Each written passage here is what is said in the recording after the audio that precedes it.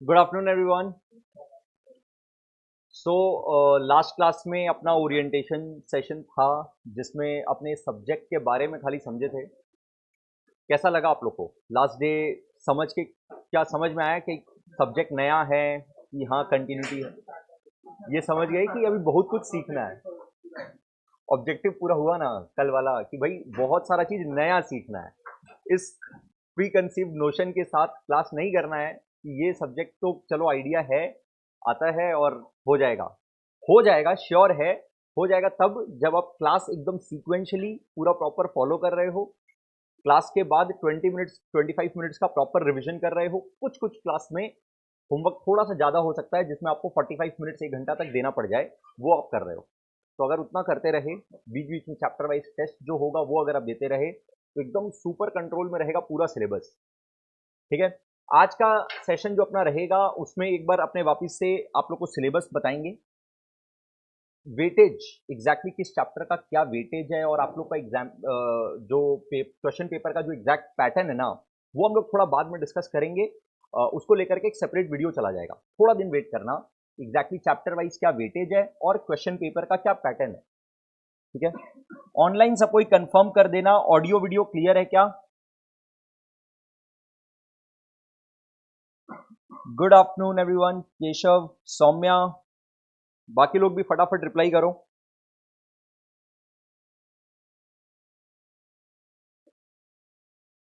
तो देखो last class अपने बात कर रहे थे कि सर हम लोग का जो सिलेबस है उसमें सारा का सारा अकाउंटिंग स्टैंडर्ड्स हम आप लोग को बोले थे 27 अकाउंटिंग स्टैंडर्ड अभी एग्जिस्ट करता है जो आप लोग के सिलेबस में है। उसके बाद अपने बात किए थे शेड्यूल 3। शेड्यूल 3 का मतलब financial statements of a company. Financial statements of a company.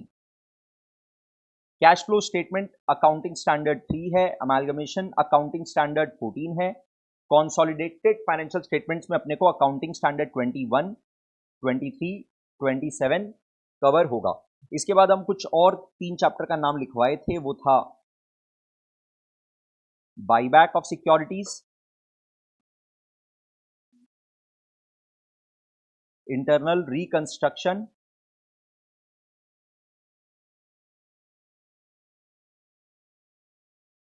Branch accounts.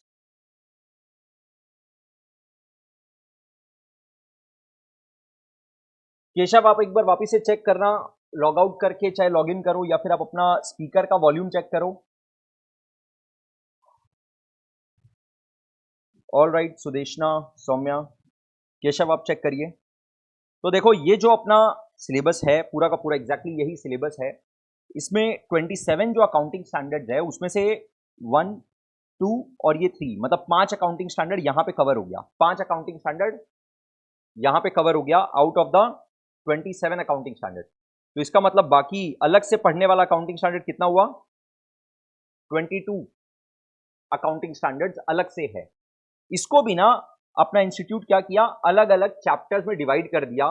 Similar type of accounting standards को साथ में रख दिया। अब हम आप लोग को एक बार इंस्टीट्यूट के हिसाब से जो सेग्रीगेशन है ना चैप्टर का वो दिखा रहे हैं। इंस्टीट्यूट देखो पूरे सिलेबस को 15 चैप्टर्स में डिवाइड किया है। 15 चैप्टर्स में जो कि 3 मॉड्यूल में कवर्ड है, 1, 2, 3। मॉड्यूल 1 में पहला chapter introduction to accounting standard, जो कि ऑब्वियसली अकाउंटिंग स्टैंडर्ड जब अपने बोले उसी में कवर हो गया। राइट, एकदम छोटा सा टॉपिक है। Framework for preparation and presentation of financial statement, ये भी एएस का ही पार्ट है। ठीक है, इसके बारे में हम ब्रीफ इंट्रोडक्शन आज देंगे आप लोग को। एप्लीकेबिलिटी ऑफ अकाउंटिंग स्टैंडर्ड्स मतलब किसके ऊपर अकाउंटिंग स्टैंडर्ड्स एप्लीकेबल होता है। तो ये पूरा ये तीनों chapter related to accounting standard. बोल सकते हैं कि सर ये 3 चैप्टर अकाउंटिंग स्टैंडर्ड का बेसिक्स है कि before you start all the accounting standards, ये 3 चैप्टर में आपको अकाउंटिंग स्टैंडर्ड का बेसिक्स बता रहे कि किसके ऊपर एप्लीकेबल है, क्या इंट्रोडक्शन है, क्या फ्रेमवर्क है। उसके बाद अब देखो चैप्टर वाइज ये लोग डिवाइड किया एएस को। Chapter 4 presentation and disclosure based accounting standards. तो इसमें कुछ ऐसे वेरी इजी इजी छोटे छोटे अकाउंटिंग स्टैंडर्ड जिसके अंदर कवर होते हैं जो प्रेजेंटेशन या डिस्क्लोजर पे फोकस करते हैं। तो जो फाइनेंशियल स्टेटमेंट्स बनेगा, balance sheet, statement of profit and loss, cash flow statement, notes to accounts जो बनेगा, इसमें प्रेजेंटेशन कैसे करना है, क्या क्या डिस्क्लोजर का रिक्वायरमेंट है, इससे रिलेटेड बहुत सारे अकाउंटिंग स्टैंडर्ड्स है, तो उसके बारे में यहां पर कवर्ड है।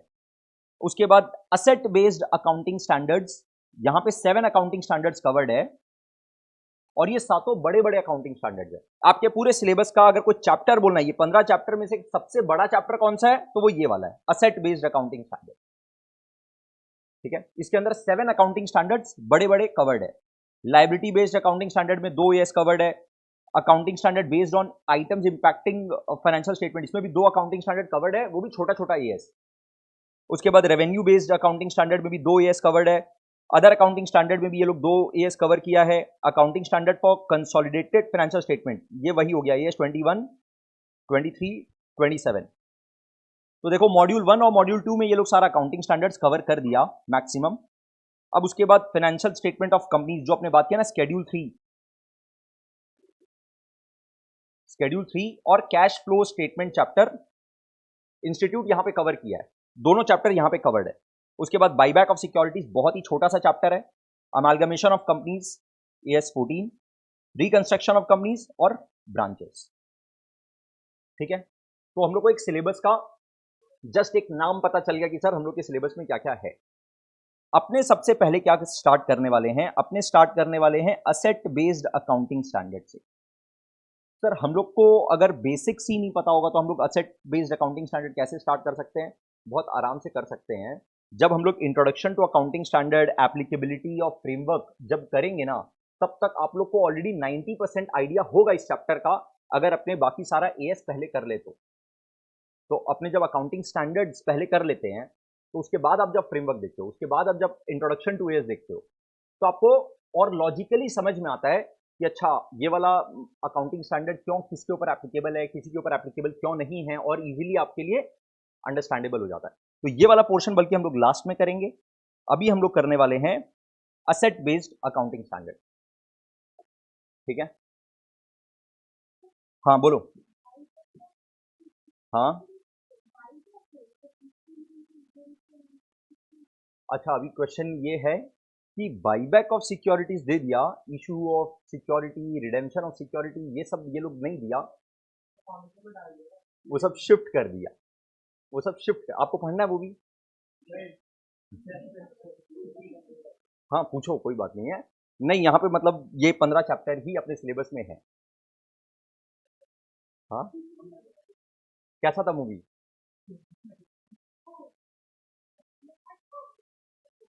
रिएक्शन से लग रहा तुम मूवी देखी नहीं हो।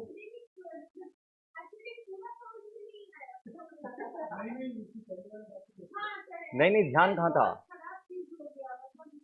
ओ, ऐसे कैसे हो गया? क्या?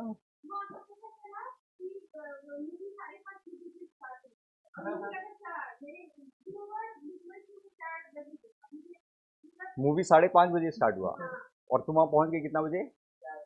4। वो भी क्लास तुम जल्दी छोड़ के गई, कहीं छूट ना जाए। इतना क्या है? ये समझदारी कहाँ से आया अपने आप को पहचानने का?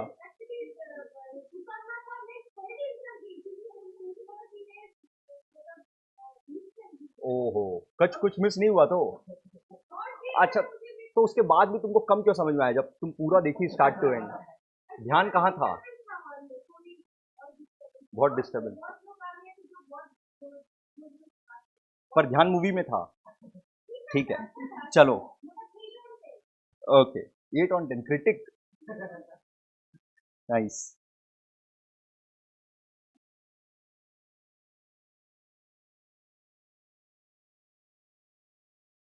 देखो अपना असेट बेस्ड अकाउंटिंग स्टैंडर्ड जो है उसमें ये 7 अकाउंटिंग स्टैंडर्ड कवर होता है। अब हम ये असेट बेस्ड अकाउंटिंग स्टैंडर्ड का बातचीत में मूव करें, उसके पहले एक बेसिक डिस्कशन मेरे को पहले करना है। तो अराउंड 15 to 20 मिनट्स का एक एएस का बेसिक डिस्कशन पहले करेंगे। वो इंट्रोडक्शन टू एएस वाला चैप्टर कवर नहीं होगा, बट कुछ बेसिक बात है इंपॉर्टेंट स्टार्ट करने के पहले जो कवर हो जाएगा। ठीक है, उसके बाद अपने एएस में मूव करेंगे। क्या होता है, आप लोग को पता है अपने कंट्री में कितना कंपनीज है? How many companies are there? अगर इंडिया में अगर आपको बिजनेस करना है तो क्या फॉर्म ऑफ बिजनेस आप कर सकते हो, क्या क्या आपके पास ऑप्शंस है? आप सब सोल प्रोप्राइटरशिप कर सकते हो, पार्टनरशिप कर सकते हो, और पार्टनरशिप के साथ रख दिए लोग, और कंपनी फॉर्म ऑफ बिजनेस कर सकते हो, HUF वगैरह भी कर सकते हो, बट ये तीन सबसे पॉपुलर है। एक बार हम ये तीन में स्टिक करते हैं, अदरवाइज और भी फॉर्म्स हो सकता है। कोई बोलेगा कि हम ट्रस्ट बना करके हम कर सकते हैं, जैसे BCCI कर रहा है, कोऑपरेटिव सोसाइटी बना सकते हैं, राइट। बट सबसे कॉमन क्या है, ये तीन है। तो ये तीन का बात करते हैं। इसमें कंपनी इंडिया में आज के दिन around close to approximately 16.5 lakh 16.5 lakh companies है। इसमें से जो लिस्टेड कंपनी, आप लोग लिस्टेड कंपनी का मतलब समझ रहे हो, लिस्टेड कंपनी का मतलब जो किसी एक्सचेंज में लिस्टेड है, हो सकता है नेशनल स्टॉक एक्सचेंज हो, बॉम्बे स्टॉक एक्सचेंज हो, या फिर कोई और स्टॉक एक्सचेंज हो जिसमें लिस्टेड है। स्टॉक एक्सचेंज में जो लिस्टेड कंपनीज है वो अराउंड 10,000 है, करीब करीब 10,000 कंपनी ही है जो लिस्टेड है, ठीक है। जो कंपनी लिस्टेड है वो लोग का prices quoted in the market है एंड पब्लिकली ट्रेडिंग होता है उसमें, राइट। जो कंपनी लिस्टेड नहीं है, जिनका स्टॉक एक्सचेंज में लिस्टिंग नहीं है, मार्केट में प्राइस कोटेड नहीं है, वहां पर ट्रेडिंग पब्लिकली नहीं होता है, राइट। उसको सेपरेटली आपको अगर शेयर, उस कंपनी का शेयर खरीदना या बेचना है तो वो प्राइवेटली करना पड़ता है, करेक्ट है।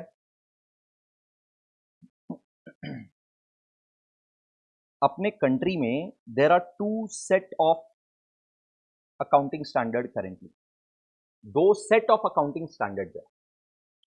एक है अपना नॉर्मल अकाउंटिंग स्टैंडर्ड्स,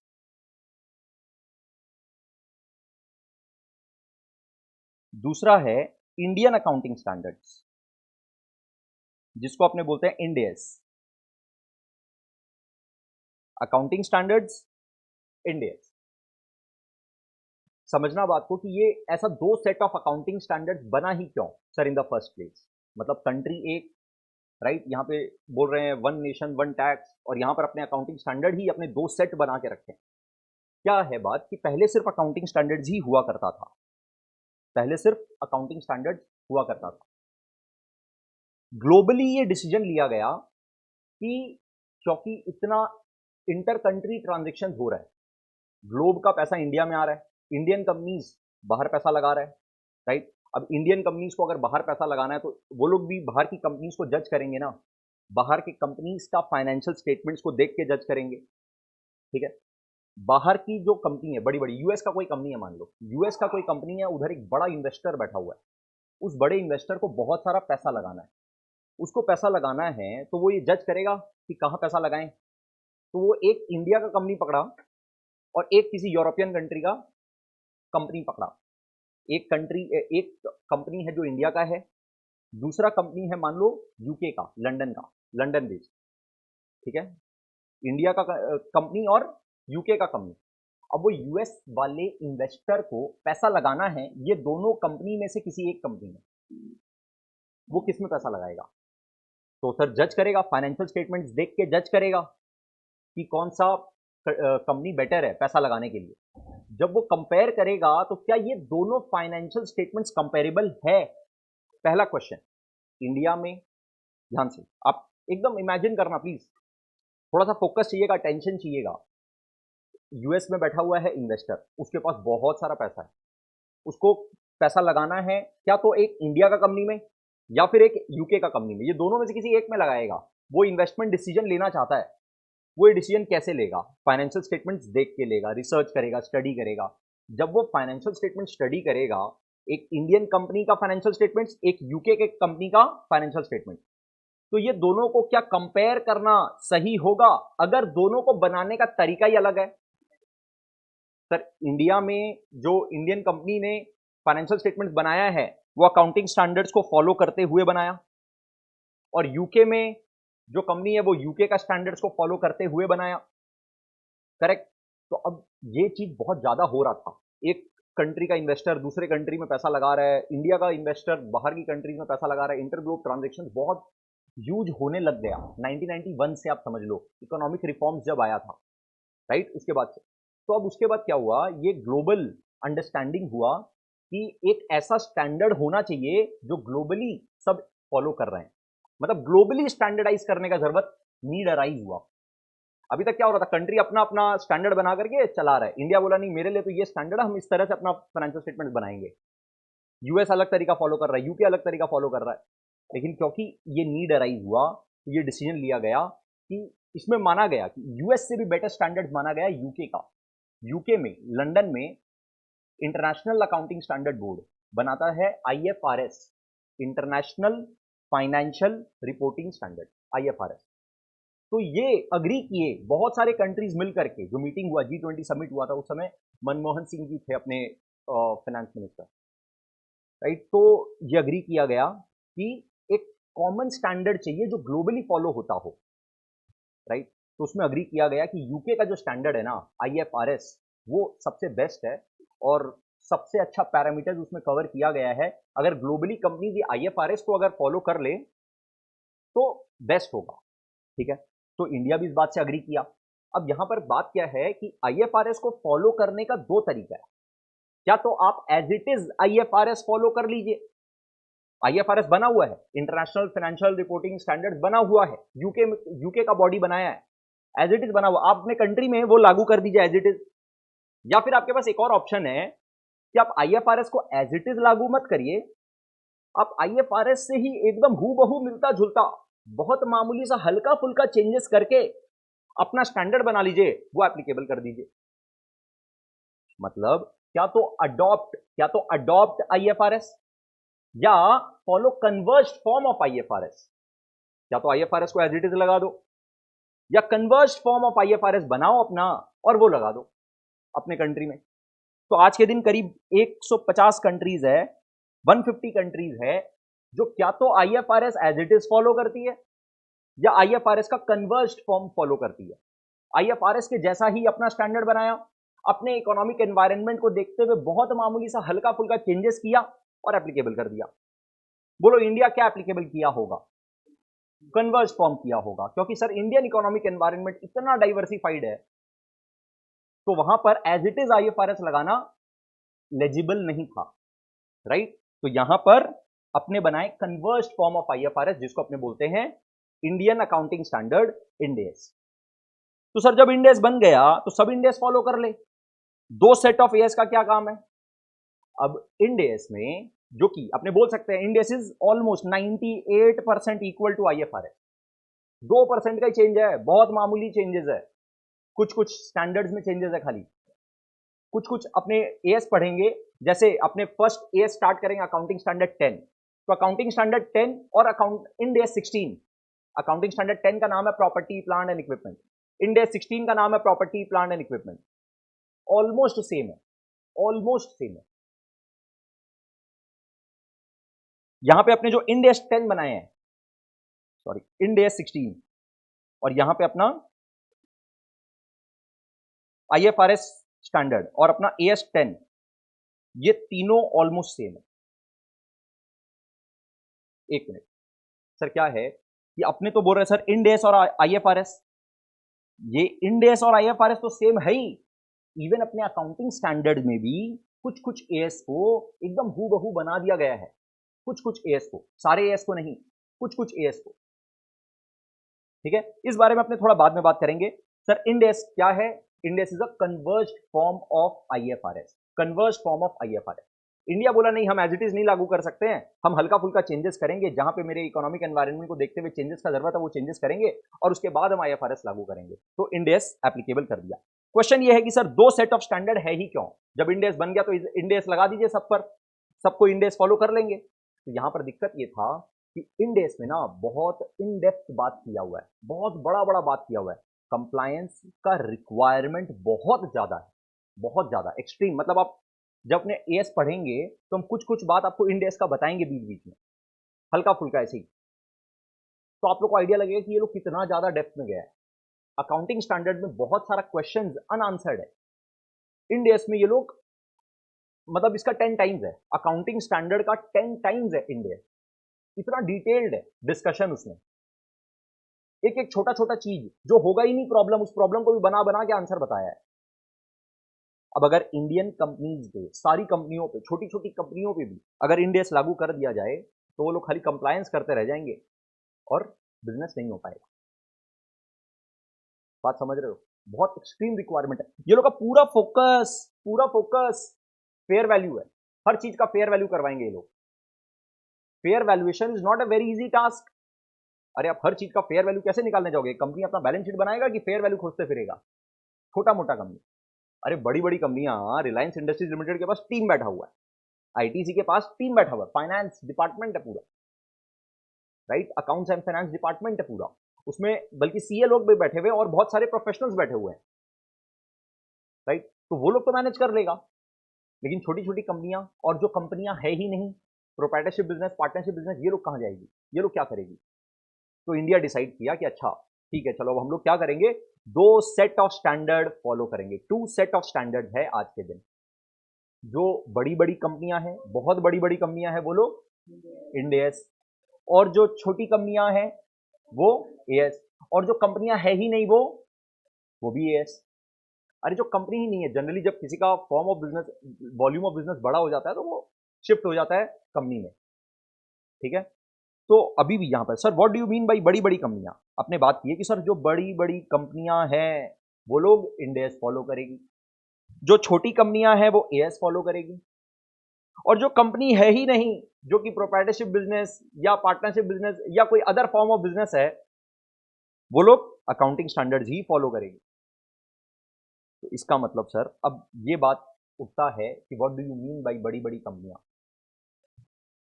जिसका मार्केट कैप से नहीं डिसाइड किया ये लोग। ये लोग कैसे डिसाइड किया? ये कौन बताया? ये कंपनीज एक्ट बताया। ये डिफाइन कौन किया? अपना आईसीआई क्या करता है? अपना आईसीआई स्टैंडर्ड बना देता है। आईसीआई के पास इतना ताकत नहीं है, इतना पावर नहीं है कि कंपनी लोग को ये बोल सके सुन कंपनी तेरे को ये फॉलो करना पड़ेगा। ये पावर आईसीआई के पास नहीं है, इंस्टीट्यूट के पास नहीं। ये पावर किसके पास है? मिनिस्ट्री ऑफ कॉर्पोरेट अफेयर्स के पास है, कंपनीज एक्ट के पास है, कंपनीज एक्ट 2013 के पास है। तो कंपनीज एक्ट 2013 बोला ये बात कि सुनो, अगर आप लिस्टेड कंपनी हो या in the process of listing हो,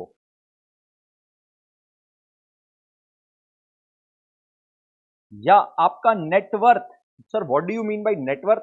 असेट माइनस लायबिलिटी, एक बार शॉर्ट में समझ लो, राइट। इसको भी एग्जैक्टली डिफाइन किया गया है, जो कि अभी हम डिटेल में नहीं जाएंगे, अभी हम एकदम शॉर्ट में बोलेंगे। Asset minus liability is net worth, ठीक है। Asset minus liability that is net worth, अगर आपका ग्रेटर देन या इक्वल टू 250 करोड़ है तो आप बड़ी कंपनी है।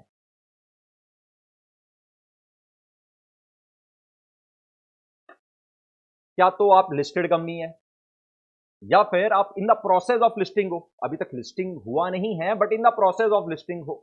सर ये कैसे समझ में आएगा कि ये लिस्टिंग के प्रोसेस में है? अरे फॉर्मेलिटीज वगैरह चालू हो गया होगा, पहला बात। दूसरा बात, आप जब इस दिशा में बात करते भी हो तो आपका बोर्ड रेजोल्यूशन वगैरह पास होता है।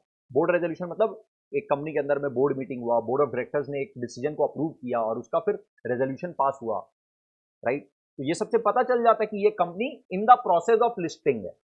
तो क्या तो आप एक लिस्टेड कंपनी हो, या in the process of listing हो, या फिर आपका नेटवर्थ 250 करोड़ या उससे ज्यादा है, इक्वल टू और मोर देन 250 करोड़ है, तो हम लोग मान लेंगे क्या, आप बड़ी कंपनी है। और अगर आप बड़ी कंपनी हो तो आपको क्या करना है? इंड एएस फॉलो करना है। बात समझ में आया यहां तक?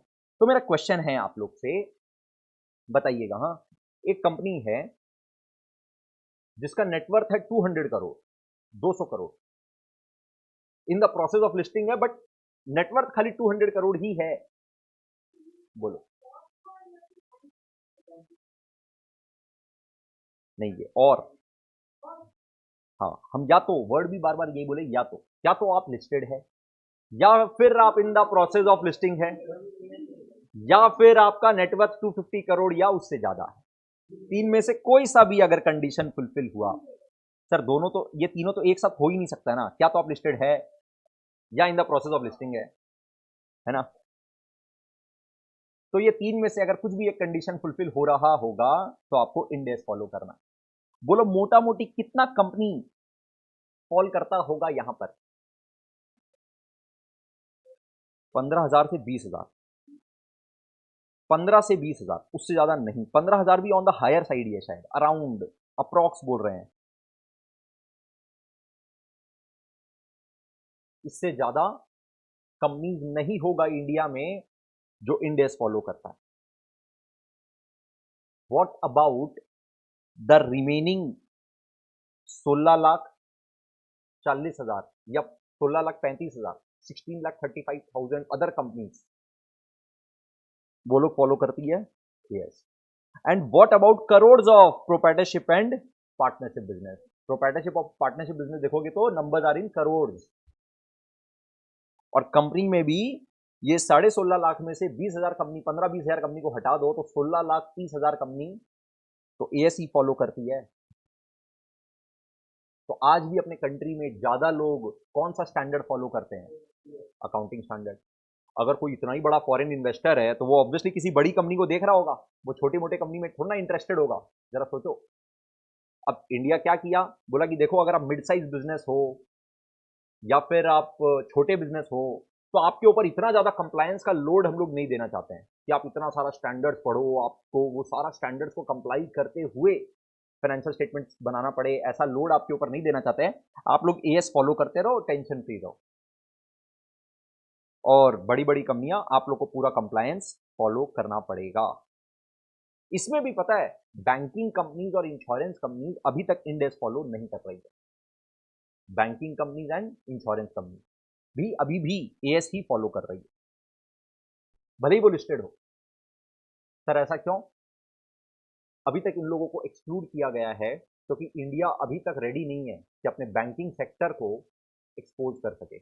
बैंकिंग कंपनीज अगर इंड एस के हिसाब से फाइनेंशियल स्टेटमेंट बनाने लग जाए ना तो उन लोगों को ऐसा ऐसा डिस्क्लोजर देना पड़ेगा कि उन लोगों का पूरा पर्दाफाश हो जाएगा और इंडियन इकोनॉमी खतरे में हो जाएगा, क्योंकि ऐसा ऐसा डिस्क्लोजर रिक्वायर्ड है। वो लोग का एनपीए से रिलेटेड, एनपीए मतलब नॉन परफॉर्मिंग असेट। आप लोग तो कुछ नाम सुने हो जो मीडिया में आया, नीरव मोदी का नाम आया, विजय माल्या का नाम आया, कुछ एक नाम मीडिया में आता है। रियल में तो बहुत सारे ऐसे हैं जो नाम आते ही नहीं है। 9,000 करोड़ था, वो आपको दिख गया विजय माल्या, 9,000 करोड़ का घपला। अरे भाई 900 करोड़ वाले बहुत है, 500, 200, 400, 500 करोड़ वाले बहुत सारे हैं, वो तो सामने आते ही नहीं है। इतना ज्यादा डिस्क्लोजर रिक्वायरमेंट, इतना ज्यादा कंप्लायंस, ये कंट्री के लिए अभी अच्छा नहीं है। राइट नाउ इमीडिएटली ला दिया जाए हिसाब से, लेकिन आ जाना चाहिए था। उम्मीद है मोदी सरकार इस पे भी काम कर ही रहा है और जल्दी आना तो चाहिए। मतलब बैंकिंग सेक्टर और इंश्योरेंस कंपनी क्यों बचे भाई? अगर तुम लोग का भी पूरा कंप्लीट सामने आओ ना, इन्वेस्टर के सामने आओ ना, अरे we are investing in SBI, we are investing in HDFC bank also. तो जब हम एचडीएफसी बैंक में पैसा लगा रहे हैं, हम एसबीआई में अपना पैसा लगा रहा है, इन्वेस्ट कर रहा है, तो मेरे को पता होना चाहिए ना उसका पूरा एकदम क्लीन क्लीन तरीके से मेरे को पता होना चाहिए। सब कुछ प्रेजेंट करो सामने, डिस्क्लोजर दो सारा का सारा, मेरे से कुछ छुपाओ मत। राइट, ऐसा होना चाहिए। बट फिलहाल सच बोले तो ऐसा 100% है नहीं। एएस में ना इतना ज्यादा डिस्क्लोजर रिक्वायरमेंट्स नहीं है, इतना ज्यादा डेप्थ नहीं है जितना इंडिया में। तो सर इसका मतलब अगर कोई खाली एएस के बेस पर अगर अपना फाइनेंशियल स्टेटमेंट बनाया, खाली एएस के बेस पर बनाया, तो क्या वो फाइनेंशियल स्टेटमेंट पूरी तरह से ट्रू एंड फेयर है? ऐसा नहीं मान सकते हैं, बिल्कुल मान सकते हो। अगर कोई कंपनी पूरा का पूरा एएस फॉलो करते हुए अगर अपना फाइनेंशियल स्टेटमेंट बनाया तो वो भी ट्रू एंड फेयर है, 100% ट्रू एंड फेयर है, लेकिन उसका डिस्क्लोजर रिक्वायरमेंट इतना ज्यादा नहीं है। ऐसा है कि वो सच झूठ तो नहीं बोल रहा है लेकिन सच छुपा रहा है। सच छुपाने से भी नहीं चलेगा, लेकिन हाँ बहुत ज्यादा खुल के भी नहीं बोल रहा, पूरा पूरा खुल खुल के नहीं बोल रहा है, एकदम कच्चा चिट्ठा नहीं दे रहा है एक एक चीज का। इन डेज का रिक्वायरमेंट बहुत ज्यादा है। हाँ बोलो।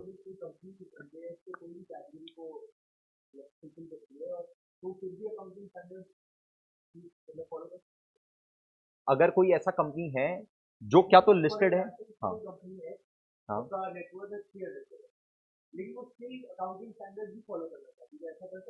क्वेश्चन ये है कि सर मान लीजिए कोई एक कंपनी है कि जिसका नेटवर्थ 300 करोड़ है और फिर भी वो बोलता है कि प्लीज मेरे को एएसई फॉलो करने दो, तो कंपनीज एक्ट बोला कि ये तुम्हारा मनमानी नहीं चल रहा बाबू, ये लॉ है, ये कानून है, कंपनीज एक्ट है, और फॉल इन प्लेस, तुमको इन डेज फॉलो करना पड़ेगा। ये ऑप्शन थोड़ी है, ऑप्शन थोड़ी है, ये तो मैंडेट मैंडेट है, मैंडेट। एज अ सीए आप साइन नहीं करोगे उसका फाइनेंशियल स्टेटमेंट। आप बोलोगे फालतू बात भाई, तेरे ऊपर एप्लीकेबल होता है इन डेज, तुम ये क्या फॉलो किया? राइट, वो तो बना देगा, तुम लोगे नहीं, तुम बोलोगे नहीं बेकार। नेटवर्थ 250 करोड़ से जानबूझ के कम कैसे कर पाओगे? नहीं कर पाओगे। देखो, अभी अभी अपने बात की नेटवर्थ का एक सिंपल सिंपल तरीका अपने अभी क्या बोले, असेट माइनस लायबिलिटी। ठीक है, असेट माइनस लायबिलिटी। तो तुम असेट्स का एक एक असेट का, जो तुम्हारे पास सारा असेट है, तुमने सारा असेट दिखाया कि नहीं दिखाया, फिर सारे असेट का वैल्यू तुमने करेक्टली लिया कि नहीं लिया, तुमने लायबिलिटी सारा लिया कि नहीं लिया, सारे लायबिलिटी का वैल्यू करेक्टली दिखाया कि नहीं दिखाया, ये चीज तो ऑडिटर चेक करेगा। बात समझो, ऑडिटर थोड़ी छोड़ेगा। ऑडिटर एज एन ऑडिटर तुम मान जाओगे क्या? तुम्हारे ऊपर है ये ओनस, अपने ऊपर लेके देखो कि तुमको इंश्योर करना है ये चीज कि कहीं ऐसा तो नहीं है इस कंपनी के पास कुछ और भी असेट्स है पर ये डिस्क्लोज नहीं कर रहा, कुछ और लायबिलिटी है जो डिस्क्लोज नहीं कर रहा, राइट? तो ये तुम नहीं होने दोगे और उसका वैल्यूएशन भी गलत नहीं होने दोगे। इन्वेंट्री है 5 करोड़ का, तुम बोलते हो खाली 3 करोड़ का है, थोड़ा ना होने देंगे। 5 करोड़ का तो 5 करोड़ बोलो, या फिर 6 करोड़ का तो 6 करोड़ बोलो। करेक्ट वैल्यूएशन जो है वो भी करवाएंगे अपने। सर लेकिन एक ऑडिटर जाकर के क्या सब कुछ इतना 100% चेक कर सकता है क्या? नहीं, ये लायबिलिटी है भी नहीं ऑडिटर के पास। लेकिन हाँ, एक ऑडिटर एक रीजनेबल एश्योरेंस जरूर ले सकता है। ऑडिट सब्जेक्ट स्टार्ट नहीं हुआ है ना आप लोग का? ऑडिट सब्जेक्ट में आप लोग बोलेंगे ऑडिटर को रीजनेबल एश्योरेंस चाहिए होता है, एब्सोल्यूट एश्योरेंस नहीं। मतलब ऑडिटर ये गारंटी नहीं देता है कि देखो मैंने इस कंपनी का फाइनेंशियल स्टेटमेंट चेक कर लिया और मेरा गारंटी है कि इस फाइनेंशियल स्टेटमेंट में कोई गलती नहीं है। ये गारंटी नहीं देता ऑडिटर। ऑडिटर एक रीजनेबल एश्योरेंस देता है। सर लेकिन इसका मतलब ऐसा है कि ऑडिट हो गया उसके बाद भी गड़बड़ रह जाए? हाँ, चांसेस है, पॉसिबिलिटी है क्या? The answer is yes. Sir फिर कैसे भरोसा आएगा? इसका चांसेस बहुत कम है, बहुत ही कम है। करेक्ट। और बहुत सारे फैक्टर्स इन्वॉल्व होते हैं। एक साल नहीं तो दूसरे साल में तो आएगा, तीसरे साल में तो आएगा, कई कई सालों तक करते रह रहा है और फिर भी नहीं पकड़ा जा रहा है। इसका प्रोबेबिलिटी बहुत ही लो है, बहुत एक्सट्रीमली लो है। करेक्ट। तो इसका मतलब सर हम लोग के सिलेबस में ये सारा का सारा अकाउंटिंग स्टैंडर्ड्स है और फाइनल में आप लोग का फाइनल का सिलेबस सारा का सारा इंडेस है। आप लोग का सीए फाइनल का सिलेबस, न्यू सिलेबस जो आया हो तो और सिंपल है। सीए फाइनल का सिलेबस मतलब ऑल इंडेस, सीए इंटर का सिलेबस मतलब ऑल एएस एंड कुछ एक दो एडिशनल चैप्टर्स। ये जो अपने आप ही सिलेबस देखे ना, इसमें आप देखो ये पूरा एएस ही है। ये फाइनेंशियल स्टेटमेंट मतलब ये एएस के बेस पे ही बनेगा। ये भी शेड्यूल 3 थोड़ा बहुत कंपनीज एक्ट का नॉलेज चाहिएगा, बाकी आप ऐसे मान लो ये पूरा फाइनेंशियल स्टेटमेंट बनाने से रिलेटेड है, पूरा पूरा का पूरा सिलेबस। ये complete syllabus as and financial statement पे फोकस करता है। 2 एक्स्ट्रा चैप्टर कंपनी रिलेटेड है, कंपनी से रिलेटेड ये 2 एक्स्ट्रा चैप्टर एंड इसके बाद खाली एक नॉन कॉर्पोरेट का एक चैप्टर है, वो है ब्रांच का।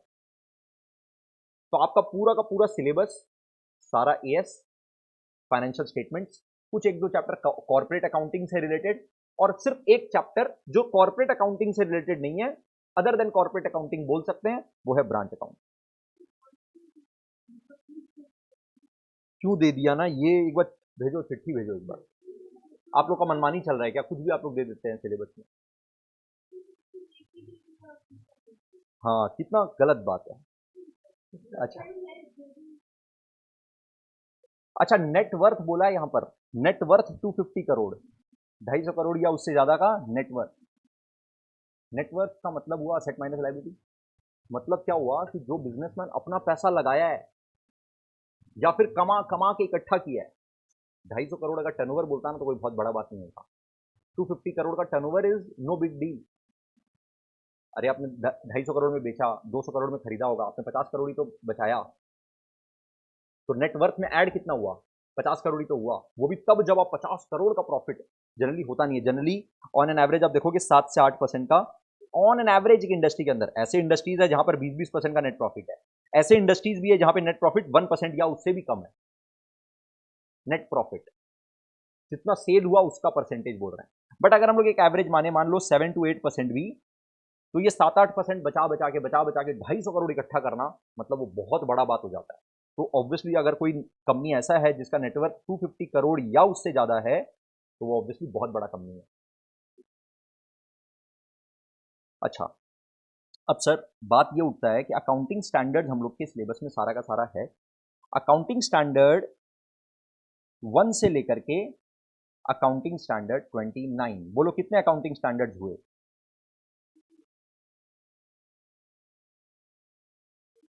अकाउंटिंग स्टैंडर्ड 1 से लेकर के 29 कितना बोला? 30 बोला एक जन, और एक जन 28 बोला। वो गिनेगा ये 1 से 29। एएस हटा दे इसमें से, अब बोल 1 to 29 कितना होता है? एक को भी काउंट कर, हाँ कर, 1 को काउंट कर और फिर वो 29 तक जा। 1 2 ये ऐसे करके बताएगा, गिन के देख 29 आएगा। एएस 1 से 29 होता है सर, बट एएस 6 और एएस 8 डिलीटेड है, विड्रॉन है, ये अब एग्जिस्ट नहीं करता है। जब एएस 10 आया ना, एएस 10 में रिवीजन आया था, रिवाइज हुआ था, एएस 10 रिवाइज हुआ था, तो डेप्रिसिएशन इसी के अंदर कवर हो गया था एएस 10 में। पहले एएस 6 अलग से हुआ करता था ऑन डेप्रिसिएशन, डेप्रिसिएशन से रिलेटेड एक अलग एएस हुआ करता था। फिर एएस 10 आया, रिवाइज हुआ, डेप्रिसिएशन इसके अंदर ही आ गया, एएस 6 को कर दिया डिलीट। एएस 8 बात करता था रिसर्च के बारे में, रिसर्च एंड डेवलपमेंट एक्सपेंसेस के बारे में। तो अकाउंटिंग स्टैंडर्ड 26 जब आया, वो रिसर्च एंड डेवलपमेंट के एक्सपेंडिचर के बारे में बात करने लग गया और एएस 8 को कर दिया डिलीट। तो अकाउंटिंग स्टैंडर्ड अगर आप नंबर्स देखोगे तो 1 से लेकर के 29 तक है, लेकिन 2 डिलीट होने की वजह से total number of accounting standard है 27। करेक्ट। तो अपने को ये 27 जो अकाउंटिंग स्टैंडर्ड्स करना है, इसमें से आज के क्लास में अपने स्टार्ट करेंगे अकाउंटिंग स्टैंडर्ड 10। बहुत ही इंटरेस्टिंग मजेदार अकाउंटिंग स्टैंडर्ड, बड़ा अकाउंटिंग स्टैंडर्ड। Correct, ready? हाँ, यहां हो ना, आगे। ओ ओके, नहीं नहीं, नेक वेक सब ठीक रहे, उस हिसाब से जहां सही लगे वहां बैठो।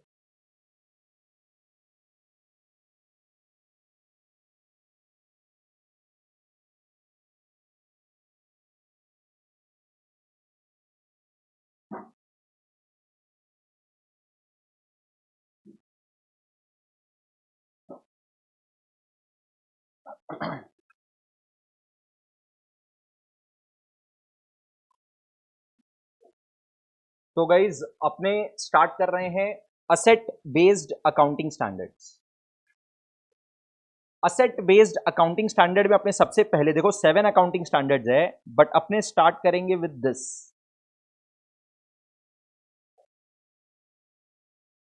बट अपने ये स्टार्ट करें उसके पहले, क्योंकि अपने स्टार्ट कर रहे हैं असेट बेस्ड अकाउंटिंग स्टैंडर्ड, मेरे को थोड़ा सा डिस्कशन करना है असेट के बारे में, थोड़ा सा डिस्कशन करना है असेट्स के बारे में।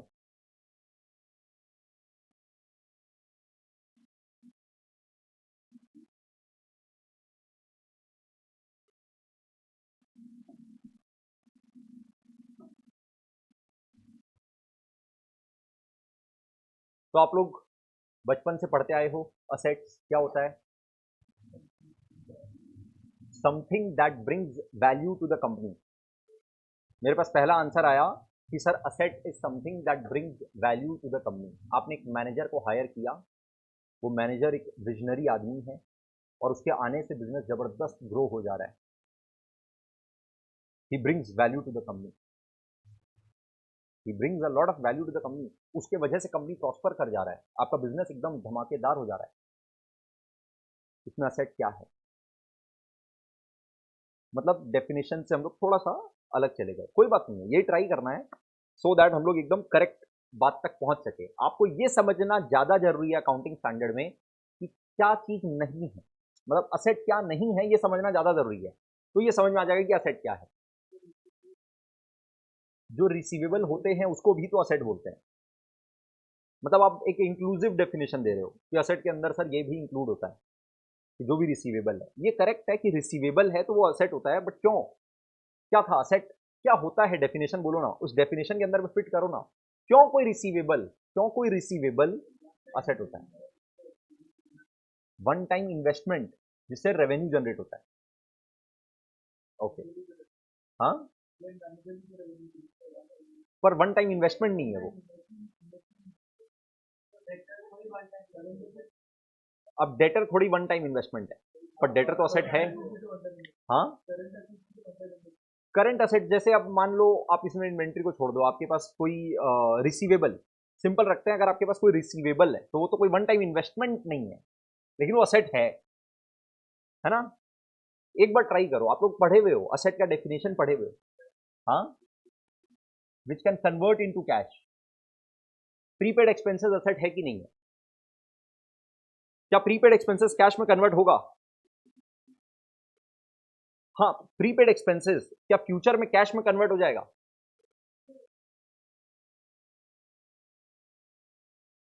पर असेट तो है, अग्री करते हो? और ऐसे ट्राई करो, कोई बात नहीं, सेकंड ट्राई।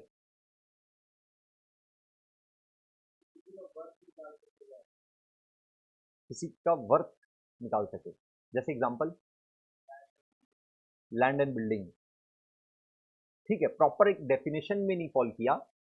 आप लोग जो पढ़े हुए हो बचपन में वो ये है कि asset is a resource owned by the entity which will help in generating future economic benefit. कुछ ऐसा पढ़े हो? बोलो।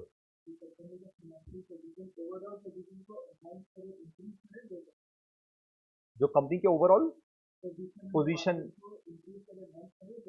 पोजीशन और परफॉर्मेंस को एनहांस करे। नहीं, फाइनेंशियल पोजीशन को और परफॉर्मेंस को एनहांस हो सकता है कि कोई एक नॉन मॉनेटरी आइटम भी कर दे।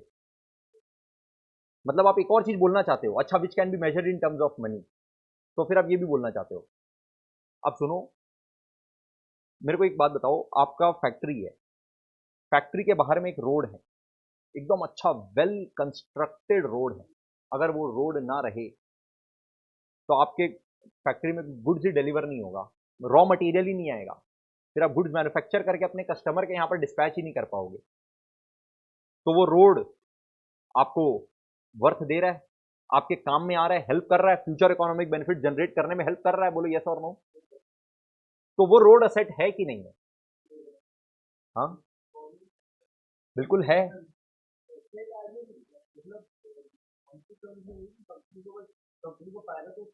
कंपनी को फायदा उससे हो रहा है, ये तो हम बता दिए, कंपनी को फायदा तो हो रहा है, जिससे बेनिफिट मिले। एक और क्वेश्चन आ रहा है sir, benefit us in future, और फिर एक और क्वेश्चन आया जिससे बेनिफिट मिले। तो वही हम बोल रहे हैं ना, फैक्ट्री बाहर बना, फैक्ट्री के बाहर में जो रोड बना हुआ है उससे बेनिफिट मिल रहा है, तो फिर वो असेट हो गया क्या?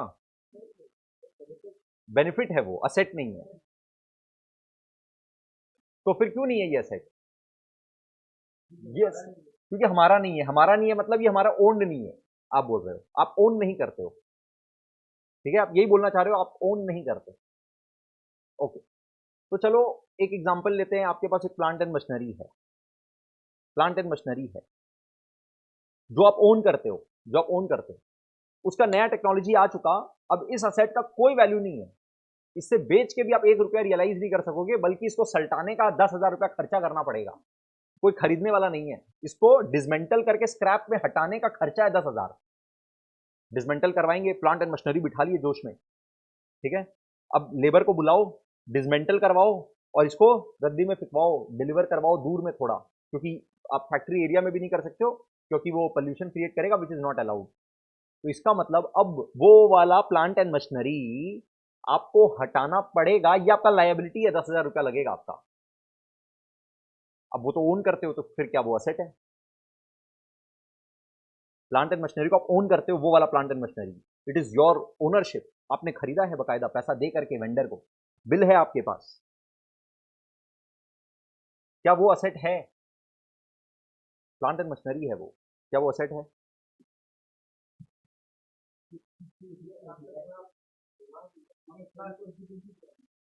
नहीं नहीं, ठीक है ना, तो एक बार समझ में आए ना,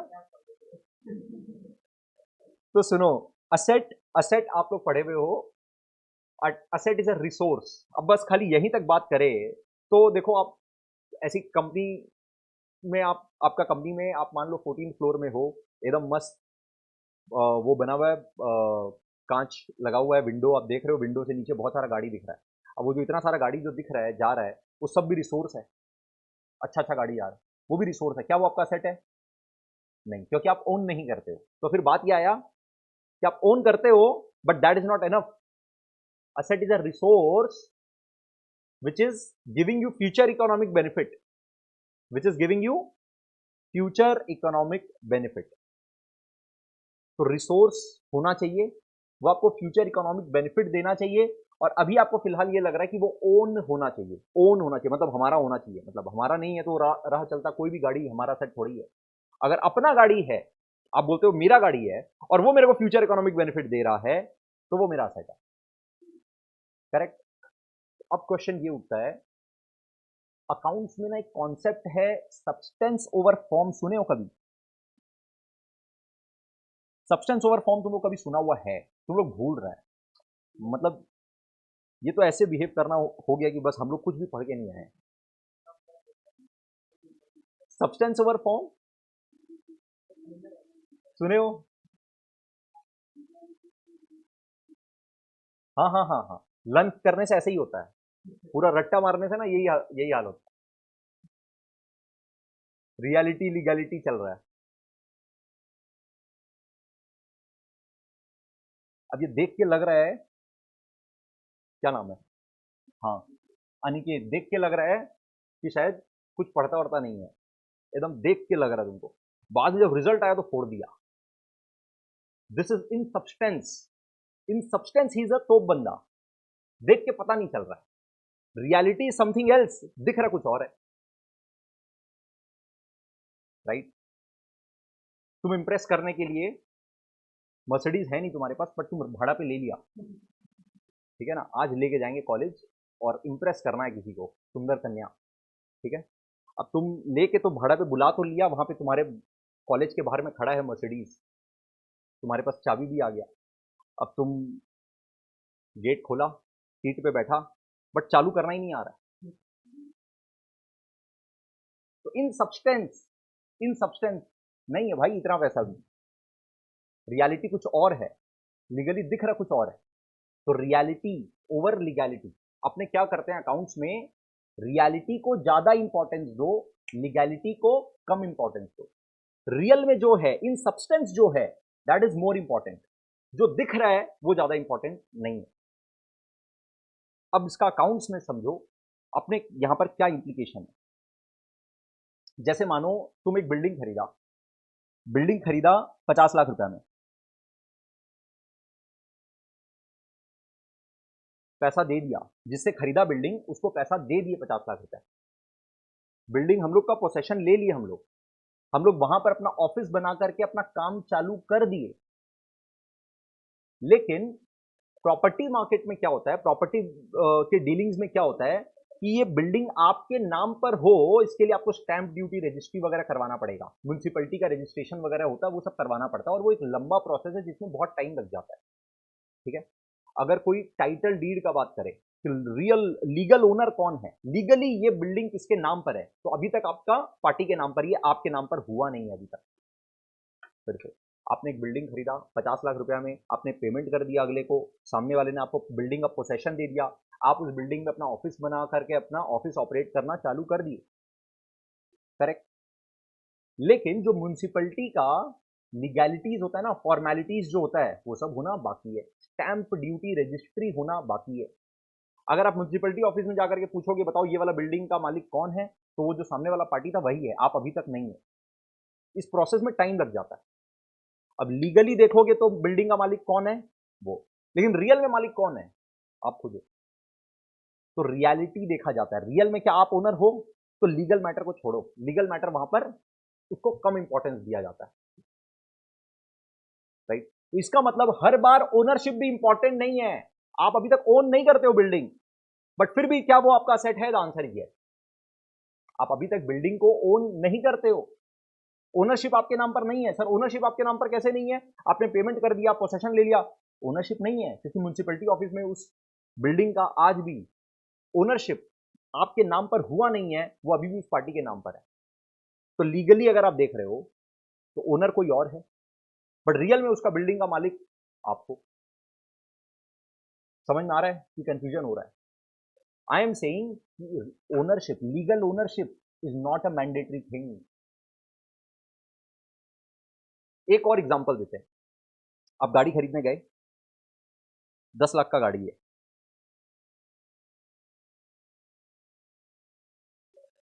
जिससे आप गाड़ी खरीदे उसको आप बोले कि देखो 10 लाख रुपया इमीडिएटली तो हम तुमको नहीं दे सकते हैं, मेरे पास 10 लाख रुपया इंस्टेंटली देने के लिए नहीं है।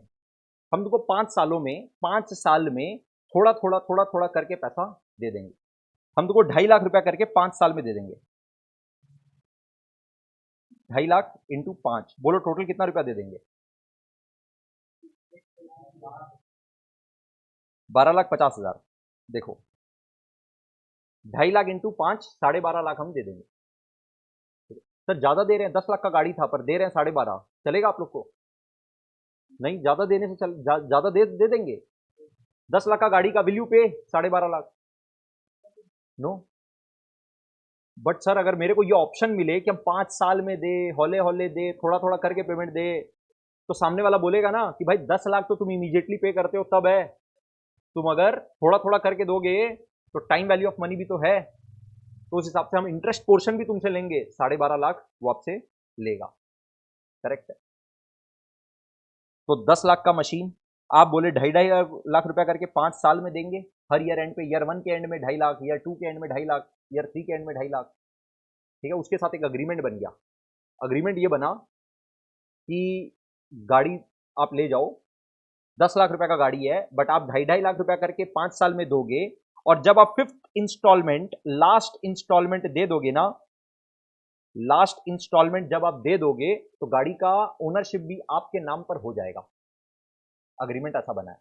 अग्रीमेंट में क्या लिखा है? अग्रीमेंट में वेंडर ने लिखा कि देखो वैसे तो इस गाड़ी का दाम है 10 लाख रुपया, बट क्योंकि इंस्टॉलमेंट में पेमेंट मिल रहा है तो हम ये गाड़ी दे रहे हैं, हम भाड़ा पे दे रहे हैं, 2.5 लाख रुपया का भाड़ा लेंगे, 2,50,000 2,50,000 भाड़ा लेंगे, और फिर जब लास्ट भाड़ा मिल जाएगा, लास्ट रेंट मेरे को मिल जाएगा 2.5 लाख रुपए का, तो ये गाड़ी का ओनरशिप भी ट्रांसफर हो जाएगा मेरे नाम से हटके उसके नाम पर। ऐसा अग्रीमेंट बन गया। ईयर 0 पर क्या कुछ पेमेंट किए? नहीं। ईयर 1 पर 2,50,000, ईयर 2 पर, ईयर 3 पर, ईयर 4 पे भी 2.5 लाख, ईयर 5 पे भी 2.5 लाख। फिर ये वाला पेमेंट जब आप करोगे तो इसके साथ ही गाड़ी का ओनरशिप भी ट्रांसफर हो गया। ठीक है, ऐसा अग्रीमेंट बन गया। ईयर 0 पर बोलो क्या अकाउंटिंग करोगे? तुमने गाड़ी लिया है रेंट पर, बोल सकते हो 5 साल तक तो रेंट है, उसके बाद जा करके ओनरशिप ट्रांसफर हो रहा है, 5 साल तक तो रेंट दे रहे हो ना, 2.5 लाख 2.5 लाख 2.5 लाख, तो क्या बोलो ईयर 0 पर तुम इसको असेट बोलोगे? ईयर 0 पर ये गाड़ी तुमने लिया, ईयर 0 पर क्या ये गाड़ी तुम्हारा है? ओनरशिप है क्या? चलो अब क्वेश्चन पूछते हैं, ओनरशिप है क्या? नहीं है। बट इस गाड़ी का एकदम नया नया गाड़ी है, ये गाड़ी का पूरा इसके लाइफ टाइम में, इसका गाड़ी का लाइफ भी मान लो एक बार के लिए 5 साल ही है। जनरली एक मोटर कार का लाइफ कितना होता है? 5 साल ही मान लो। ठीक है, 5 साल। इस गाड़ी को स्टार्ट से लेकर के एंड तक तुम यूज करने वाले, 5 साल के एंड में ये तुम्हारे नाम पर हो जाएगा। इस गाड़ी का सारा इकोनॉमिक बेनिफिट तुम ले रहे हो। ये गाड़ी के मालिक तुम, ओनरशिप यहां पर नहीं मिला तुमको। इन रियलिटी, इन रियलिटी इस गाड़ी को तुम पूरी तरह से कंट्रोल कर रहे हो। बोलो यस और नो? कंट्रोल कर रहे हो, मालिक नहीं हो पर कंट्रोल कर रहे हो, कंट्रोल कर रहे हो। इस गाड़ी का पूरा इकोनॉमिक बेनिफिट भी तुम ले रहे हो। अपना स्टैंडर्ड बोलता है कि रियलिटी को देखो, लीगैलिटी को मत देखो। रियलिटी क्या है कि तुम इस असेट को कंट्रोल करते हो, इसका सारा इकोनॉमिक बेनिफिट तुम लेते हो, ये तुम्हारा असेट है। अकाउंटिंग स्टैंडर्ड 19 बोलेगा इस बारे में। अब सुनो, अब असेट का डेफिनेशन बताते हैं। हम आप लोग को काफी सारा बात बता दिए, अब असेट का प्रॉपर डेफिनेशन क्या है? असेट का डेफिनेशन है कि asset is a resource controlled by the entity. Ownership होना जरूरी नहीं है, ओन्ड होना जरूरी नहीं है। Asset is a resource controlled by the entity which will give future economic benefit, and it includes the right to receive the economic benefit, जिसमें debtors और इंटेंजिबल असेट्स इंक्लूड हो जाता है। फिर से बोल रहा है, असेट क्या है sir? It is a resource controlled by entity,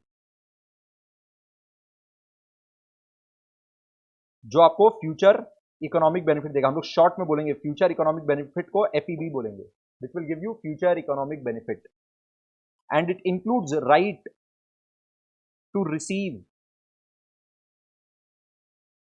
economic benefit. It may have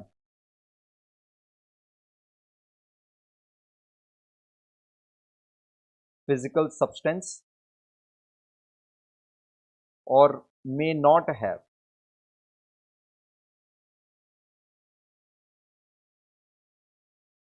Ownership and control can differ. ये है पूरा बात असेट से रिलेटेड, कंप्लीट बात असेट से रिलेटेड ये है। एक बार देखना, लिखने का भी जरूरत नहीं है, लिखवाएंगे हम जितना भी इंपॉर्टेंट बात रहेगा। क्या है कि sir asset is a resource which is controlled by the entity which will give future economic benefit. It may have physical substance, it may not have physical substance, it may have physical substance, it may not have physical substance वाला बात समझ में आया? जिसको आप touch feel कर सकते हो या फिर आप टच एंड फील नहीं भी कर सकते। You can see touch and feel और you may not see touch and feel. Tangible intangible, तो इनटेंजिबल एसेट यहां पर कवर हो गया। It may have physical substance और it may not have physical substance. Physical कोई सब्सटेंस नहीं है बट इनटेंजिबल एसेट्स है, तो वो यहां पर हो गया। And it includes the right to receive economic benefit. It includes the right to receive economic benefit, जिसमें आपका प्रीपेड रेंट वाला चीज भी कवर हो गया और डेटर्स भी कवर हो गया। डेटर्स यहां पर कवर हो गया। एंड यहां पर अलग से ये बात अपना फ्रेमवर्क एक्सप्लेन कर दिया कि ownership and control can differ. हो सकता है कि आपके पास ओनरशिप नहीं है पर कंट्रोल है ना, कंट्रोल है तो that is more important, because in substance इसका मतलब वो आप उसका इकोनॉमिक बेनिफिट ले रहे हो। In substance you are taking the economic benefits.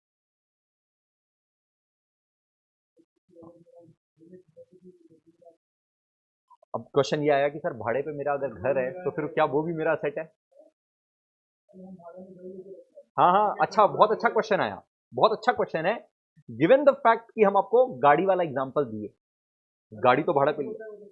अब सुनो, नहीं नहीं, अब क्वेश्चन ये आया कि सर एक घर लिए हैं रेंट पर, 50,000 रुपया महीना का रेंट देते हैं, अगर खरीदने जाए ना तो 2 करोड़ में मिलेगा वो घर, और ऐसे भाड़ा देते हैं खाली 50,000 रुपया पर मंथ। तो फिर क्योंकि हम तो रेंट दे रहे हैं उस घर को, जब हम रेंट दे रहे हैं तो हम कंट्रोल कर रहे हैं। तो अब यहां पर बात ये उठता है कि कंट्रोल का मतलब क्या होता है? क्या आप उस 1 महीने के लिए यूज कर रहे हो, या फिर अगर आप घर को 5 साल के लिए, मान लो 5 साल का अग्रीमेंट साइन हुआ, 5 साल आप यूज करते हो, does that amount to control? क्या उसको कंट्रोल बोल सकते हैं? बात ये उठता है, कंट्रोल नहीं बोल सकते हैं उसको। कंट्रोल का मतलब क्या आपके पास ये राइट है कि आप ये घर किसी को बेच दो? सर तो फिर वो गाड़ी वाले एग्जांपल में, हाँ गाड़ी वाले एग्जांपल में आप बेच सकते थे, और खाली बेच पाना या ना बेच पाना ही कंट्रोल नहीं होता है। यहां पे देखो इसका इकोनॉमिक लाइफ कितना है, एक गाड़ी का इकोनॉमिक लाइफ होता है 5 साल। वो 5 साल पूरा आप यूज करोगे, उसके बाद वो आपका ओनरशिप भी हो जाएगा। अग्रीमेंट को इन सब्सटेंस जब आप रीड करोगे तो समझ में आएगा कि अच्छा हाँ यार, इस घर का पूरा, इस गाड़ी का जितना इकोनॉमिक लाइफ है, जितना यूजफुल लाइफ है, वो भी पूरा यूज कर रहा है, पूरा इकोनॉमिक बेनिफिट ले रहा है। इस बीच में इस गाड़ी का जो करना है वो यही करेगा, और लास्ट में इसका स्क्रैप का भी ओनरशिप इसके पास चला जाएगा। इस घर के केस में, एक मिनट कंप्लीट कर देते हैं। घर के केस में उस घर का हो सकता है लाइफ, उस बिल्डिंग का लाइफ होगा 50 साल, 60 साल, 70 साल, उसमें से आपने 3 साल, 5 साल या 9 साल के लिए लिया है खाली, करेक्ट? एंड उसमें भी फिर ओनरशिप आपको, ओनरशिप क्या, वापिस से आपको पोसेशन ट्रांसफर कर देना है, आपको वो छोड़ देना पड़ेगा property. And in the mean while आपके पास कोई राइट नहीं है कि आप हर कुछ उस घर के साथ कर सको। आप उस घर को कभी किसी दूसरे को भाड़े पे दे दो, किसी, आप उस घर का घर को किसी को बेच दो, या फिर उस घर में कोई मेजर मॉडिफिकेशन करवा दो, राइट? ये सब जगह में रेस्ट्रिक्शंस वगैरह रहेगा। तो क्या आपके पास कंट्रोल आया? उसको कंट्रोल नहीं बोलते हैं। जस्ट आप रह रहे हो उस घर में, दैट डजंट मीन कि यू हैव द कंट्रोल। अब कंट्रोल को लेकर के भी बड़ा डिस्कशन आएगा। कंक्लूड अभी फिलहाल के लिए sir, at the end of the term rent agreement, चाहे वो गाड़ी का हो या घर का हो, at the end of the term अगर ओनरशिप मेरे पास आता है तो बोल देंगे असेट है, नहीं तो नहीं है। एक बार के लिए ऐसा मान सकते हो, ये 100% ट्रू नहीं है। जब अकाउंटिंग स्टैंडर्ड 19 पढ़ेंगे ना, अकाउंटिंग स्टैंडर्ड 19 का नाम है लीजेस। अकाउंटिंग स्टैंडर्ड 19 का नाम है लीजेस। लीजेस का मतलब भाड़ा, राइट। तो रेंट का सारा डिस्कशन इधर हो जाएगा, तब समझ में आएगा कि अच्छा एग्जैक्टली कब अपने मानेंगे कि कंट्रोल हुआ है ट्रांसफर या फिर कंट्रोल ट्रांसफर नहीं हुआ। करेक्ट। घर वाले एग्जांपल में एक बार के लिए एकदम सिंपली ये मान सकते हो, यस घर का लाइफ होता है 50 साल। अगर आप बोलते हो कि सर मान लो 50 साल का अग्रीमेंट है, तो फिर वो आपका सेट हो सकता है, तो फिर वो आपका सेट हो सकता है। उसको हम लोग बोलते हैं लीज होल्ड बिल्डिंग। कभी सुने हो lease hold land? Lease hold land word सुना हुआ है? ये कहां आता था lease hold land, lease hold building कहां आता था? असेट्स में आता था ना असेट में। वो लीज पे लिया हुआ है, रेंट पे लिया हुआ है, लीज पे लिया हुआ है, लेकिन फिर भी उसको असेट बोलते थे। क्यों? क्योंकि कंट्रोल ट्रांसफर हो रहा है यहां पर।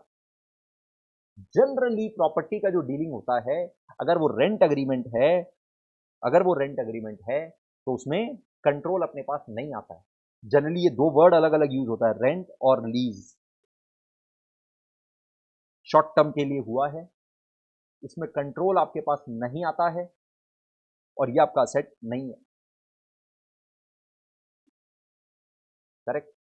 और लीज लॉन्ग टर्म के लिए हुआ, यहां पर इसका मैक्सिमम इकोनॉमिक बेनिफिट आप लेते हो, यहां पे कंट्रोल ट्रांसफर हो जाता है और ये आप असेट बोल देते हो। बट सिर्फ इतना सा बात बोलना इनफ नहीं है, ये एकदम जनरल बात बोले हैं, बहुत डिटेल डिस्कशन है। अकाउंटिंग स्टैंडर्ड 19 मींस 6 या 7 क्लासेस का चैप्टर, 6 क्लास का चैप्टर है ना। अभी एकदम शॉर्ट में बात जितना बोल सकते थे उतना बोले, बट क्योंकि इतना डिस्कशन हुआ तो एक बात और बोलते हैं। इंड एस 116 है, इंड एस 116 है, उसका भी नाम है लीजेस। वो बहुत ज्यादा डिफरेंट है अपना अकाउंटिंग स्टैंडर्ड 19 से, कोई लेना देना नहीं है। एस 19 एकदम डिफरेंट और इंड एस 116 जो लीजेस है वो एकदम ही डिफरेंट है। और इंड एस 116 में अपने पढ़ेंगे कि जो लीज पे असेट लेता है ना, उसके लिए वो असेट ही होता है हर बार। उसको वो लोग बोलते हैं right of use asset, ROU asset, right of use asset. वहां पर कॉन्सेप्ट एकदम डिफरेंट है। तो जिस दिशा में आप सोच रहे थे वो दिशा में बहुत हद तक सोचना पड़ेगा जब इंडेक्स पढ़ोगे तब।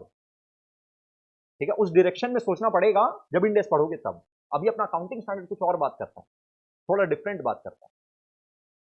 ठीक है, तो असेट का अगर फिर से डेफिनेशन आप अपने आप रीड करो, और इसमें और भी कोई क्वेश्चन, जैसे ये वाला क्वेश्चन अराइज हुआ कि घर लिए रेंट पे, तो फिर वो भी तो सर फिर असेट हो गया।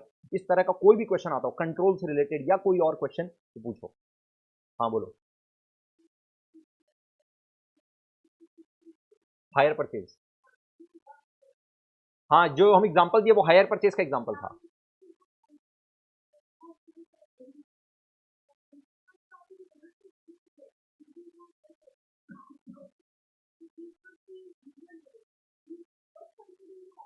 हाँ हाँ, क्वेश्चन ये है कि सर यहां पर 5 साल का लीज अग्रीमेंट है, ईयर 3 में अगर चाहे तो ये सेल कर सकता है क्या? ये अग्रीमेंट के ऊपर डिपेंड करता है। आई एम सेइंग कि ऐसा अग्रीमेंट भी हो सकता है कि यहां पे बेचने का इसके पास ताकत हो। ऐसा अग्रीमेंट हो सकता है कि इसके पास बेचने का ताकत हो, हायर परचेज में नहीं हुआ। ठीक है, लेकिन ऐसा अग्रीमेंट भी हो सकता है कि इसके पास बेचने का ताकत। अब मान लो इसके पास बेचने का ताकत नहीं है, अग्रीमेंट के हिसाब से भी नहीं है, और हायर परचेज ट्रांजेक्शन है। ठीक है, बेचने का ताकत नहीं है, असेट बेच नहीं सकता, तब भी इसके पास लास्ट में तो ओनरशिप आ रहा है ना, और ड्यूरिंग द पोसेशन ये उस असेट के साथ कुछ भी कर सकता है ना, राइट। तो इसको कंट्रोल में मान लेंगे, कंट्रोल मान लेंगे, कंट्रोल ट्रांसफर हो चुका है। क्या करना, एक मिनट,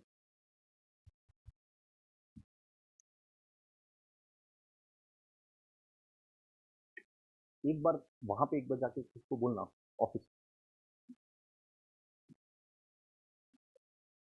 ठीक, हाँ, टेनेंसी, हाँ, तुम टेनेंसी का बोल रहा है क्या?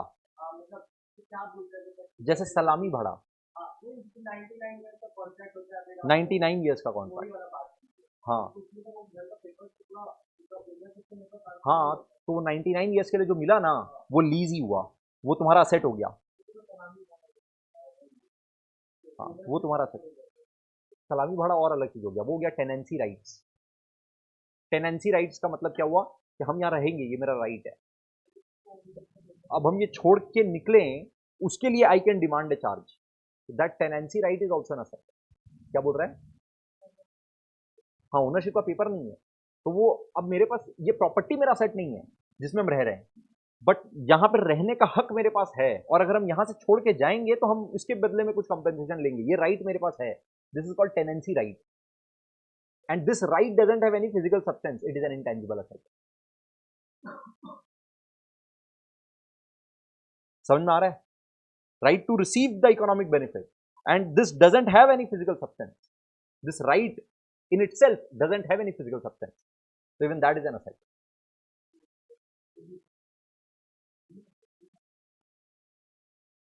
अच्छा, फ्यूचर इकोनॉमिक बेनिफिट किसको बोलते हैं sir? What do you mean bye future economic benefit?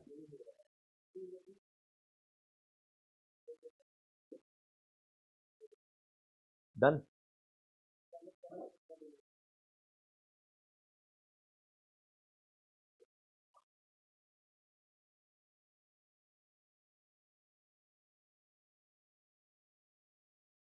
Future economic benefit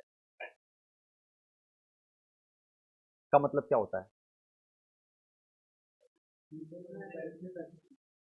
आपको क्या तो पैसा मिलेगा, या पैसा के इक्विवेलेंट कुछ मिलेगा, या ओवरऑल आपका असेट्स प्लस होगा, रिसोर्सेस बढ़ेगा, right? That is future economic benefit. क्या तो आपका लाइबिलिटी कम हो जाएगा फ्यूचर में जाकर के, करेक्ट? तो even that is economic benefit, increase in economic benefit. अच्छा, तो सर हम लोग असेट का मतलब समझे, आप लोग कॉपी में लिखना अभी स्टार्ट करोगे।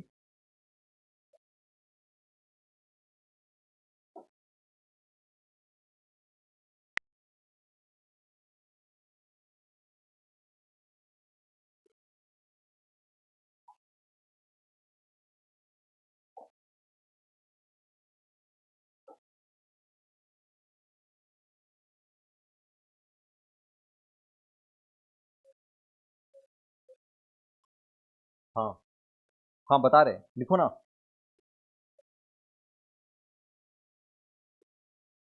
Asset based accounting standard. तो सबसे पहले अपने बात कर रहे हैं, असेट क्या होता है?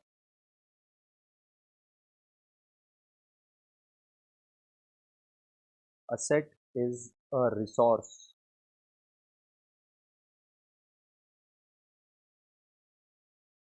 controlled by the entity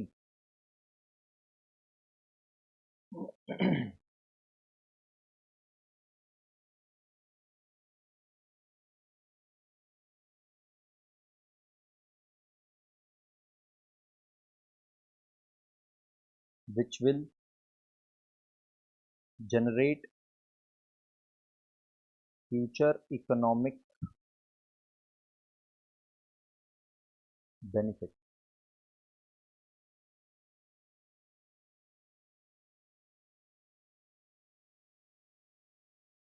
may or may not have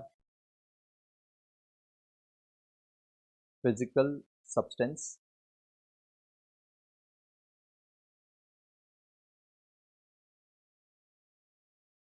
it includes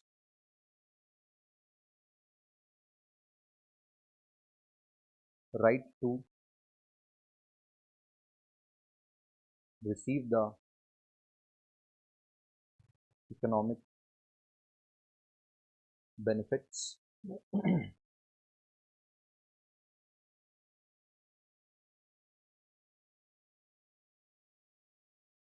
ownership can differ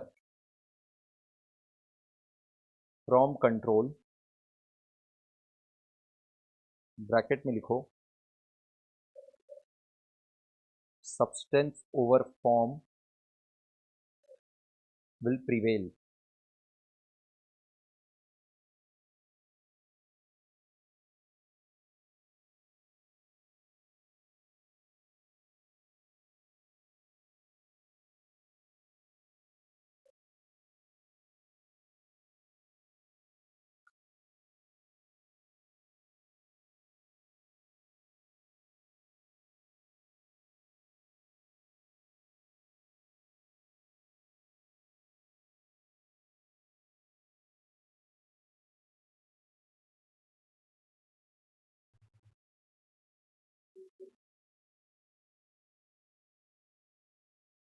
अच्छा, अब बताओ, एक आप लोग बहुत सारा बैलेंस शीट देखे हुए हो, बैलेंस शीट में असेट साइड में क्या क्या असेट रहता है, एक बार ऐसे ट्राई करो लाइन से।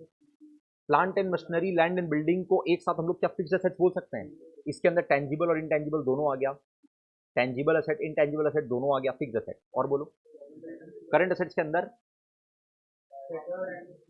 डेटर्स, ट्रेड रिसीवेबल्स बोल लो या डेटर्स बोल लो, एक ही बात है। फिर इन्वेंट्रीज, स्टॉक, और bills receivable, cash and cash equivalents, cash, bank, ये सब, और प्रीपेड एक्सपेंसेस, और accrued income, accrued income, investments. ठीक है, एक बार जस्ट लिखते हैं जो आप लोग अभी तक बैलेंस शीट में असेट्स देखे हुए हो, ये भी आप लोग को लिखना नहीं है, अभी लिखना नहीं है, ध्यान देना। सर एक बार बताइए, अब हम लोग पढ़ने वाले हैं क्या? Asset based accounting standard. तो हम असेट बेस्ड अकाउंटिंग स्टैंडर्ड्स के बारे में बातचीत चालू करें, उसके पहले एक बार असेट्स तो समझें, तो असेट का डेफिनेशन तो समझे सर। अब ये डेफिनेशन के अंदर में फॉल करता हुआ आज तक हम लोग बचपन से जो लिखते आए हैं असेट्स में, वो है, देखो, land and building, plant and machinery and other tangible assets इसको लिख दिए। फिर उसके बाद गुडविल, पेटेंट,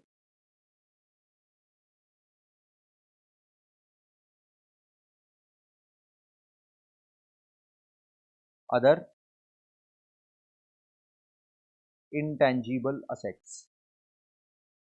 फिर उसके बाद क्या हम लोग बोल सकते हैं? अभी क्वेश्चन ये आया कि सर इनटेंजिबल एसेट को फिक्टिशियस एसेट भी बोलते हैं ना? The answer is no. बल्कि आप लोग ये पढ़े हुए हो इस बल्कि ये आता था ट्रू एंड फॉल्स शायद फाउंडेशन लेवल पे, क्या कि fictitious assets are intangible assets, true और फॉल्स? फॉल्स। एडवर्टीजमेंट एक्सपेंडिचर है ना, सुनो डिफरेंस। फिक्टिशियस, ये जो वर्ड आया फिक्टिशियस, इसका ओरिजिन क्या है? Fiction. What do you mean by fiction? Imaginary, which is not real, imaginary. तो फिक्टिशियस असेट का अगर डेफिनेशन पूछोगे तो ये है, fictitious assets are not assets, it is just shown on the asset side of the balance sheet. इसका example, heavy advertisement expenditure. Reliance Jio ने 500 करोड़ का एडवर्टीजमेंट एक्सपेंसेस किया, स्टार्टिंग में सबको फ्री में बोला लो डेटा पैक जितना चाहिए एकदम मस्ते से यूज करो डेटा। ठीक है, ये जो 500 करोड़ का डेटा पैक लोगों को फ्री में दिया, इसके वजह से क्या कोई रिसोर्स अराइज हुआ which is controlled by Reliance Jio? कोई रिसोर्स है ही नहीं, there is no resource which is controlled, there is no resource which is controlled, so there is no asset. Sir लेकिन हम लोग तो बचपन में देखे हुए हैं, यहां पर डेफर्ड रेवेन्यू एक्सपेंडिचर ऐसे लिखा हुआ रहता था, एडवर्टीजमेंट एक्सपेंसेस। ये गलत है, आज के दिन ये स्टैंड नहीं करता है, ये गलत है, इसके बारे में अलग से अकाउंटिंग स्टैंडर्ड 26 है जो मना करता है। इस तरह का हैवी एडवर्टीजमेंट एक्सपेंसेस और डेफर्ड रेवेन्यू एक्सपेंडिचर जिसको आप बोलते थे, इस डेफर्ड रेवेन्यू एक्सपेंडिचर को आप नाम दे देते थे fictitious assets, imaginary assets, right? ये आज के दिन अपने बैलेंस शीट में असेट साइड में दिखा ही नहीं सकते हैं, एज पर अकाउंटिंग स्टैंडर्ड ये गलत है, एस 26 का वायलेशन। ठीक है, हाँ, लेकिन सर आउटडेटेड कॉन्सेप्ट पहले कभी दिखाया जाता था, तो आपको आज भी कुछ कुछ क्वेश्चंस में दिखता है, बट ये एज पर अकाउंटिंग स्टैंडर्ड नहीं है।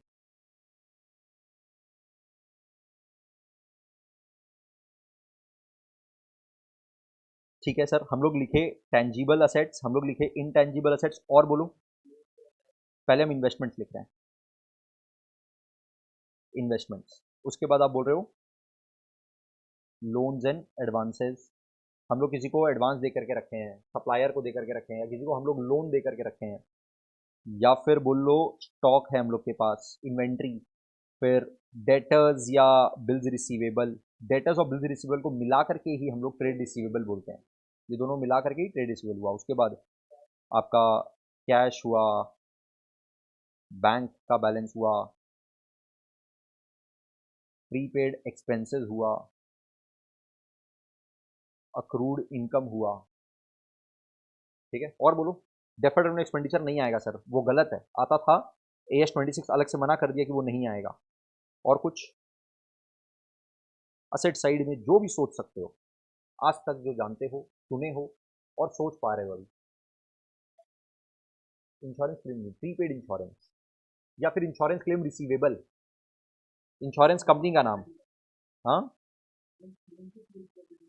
हाँ, इंश्योरेंस जो हम लोग को मिल गया, इनकम हो गया, पैसा आ गया तो वो इनकम है। अभी इंश्योरेंस क्लेम रिसीवेबल है, अक्रूड इनकम में बोल लो या इंश्योरेंस क्लेम रिसीवेबल लो, हम अलग से लिख दिया। और बोलो,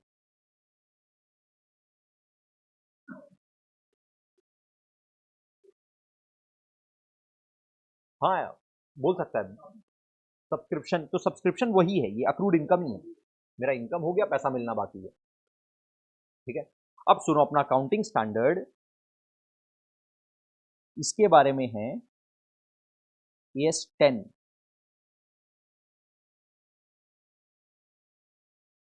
इसके बारे में बात करने वाला है अकाउंटिंग स्टैंडर्ड 10, जिसका नाम है प्रॉपर्टी प्लांट एंड इक्विपमेंट, हम लोग इसको प्यार से PPE बोलेंगे, ठीक है। इसके बारे में बात करने वाला है AS 26, जिसको अपने इंटेंजिबल असेट्स बोलते हैं। इन्वेस्टमेंट्स के बारे में बात करने वाला है अकाउंटिंग स्टैंडर्ड 13, इसका नाम ही है इन्वेस्टमेंट्स।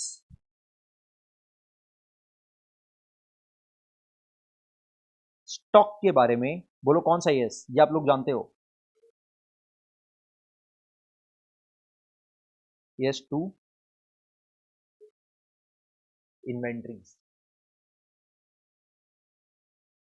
एकदम स्पेसिफिकली अगर हम बात करें तो असेट से रिलेटेड ये 4 एस है, AS 2 inventories, AS 10 property plant and equipment, AS 13 investments, AS 26 intangible asset, ठीक है सर। इसके अलावा और 3 एस क्या है, अभी अभी आप बोले कि हम लोग को असेट बेस्ड अकाउंटिंग स्टैंडर्ड में देखो 7 अकाउंटिंग स्टैंडर्ड है, वैल्यूएशन ऑफ इन्वेंट्री AS 2 हो गया,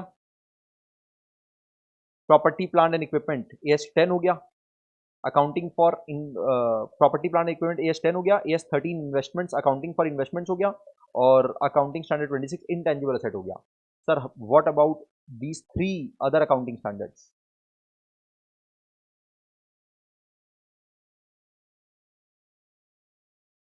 ये एक है accounting standard 16 borrowing cost, accounting standard 19 लीजेस, accounting standard 28 impairment of assets.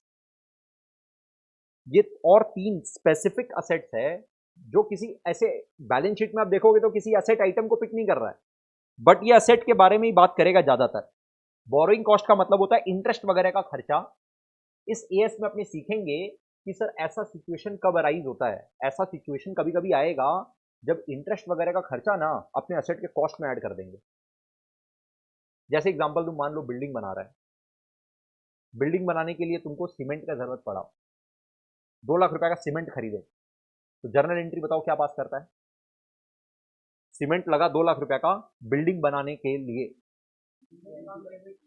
तो cement account debit to cash करता है क्या 2 लाख? नहीं करता है ना। बिल्डिंग टू कैश करता है, करेक्ट। कुछ और इक्विपमेंट लगा, मटेरियल लगा,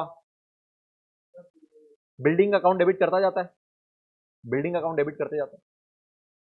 इसी तरह से कुछ ऐसा सिनेरियो आएगा जब लोन लिए हैं 10 लाख रुपया का, उसके ऊपर इंटरेस्ट लग रहा है 1 लाख रुपया, interest account debit to cash account नहीं करेंगे, इंटरेस्ट टू बैंक नहीं करेंगे, बिल्डिंग टू बैंक करेंगे। बिल्डिंग टू बैंक होगा, कब होगा सर? ये अकाउंटिंग स्टैंडर्ड 16 इसके बारे में बात करेगा डिटेल में।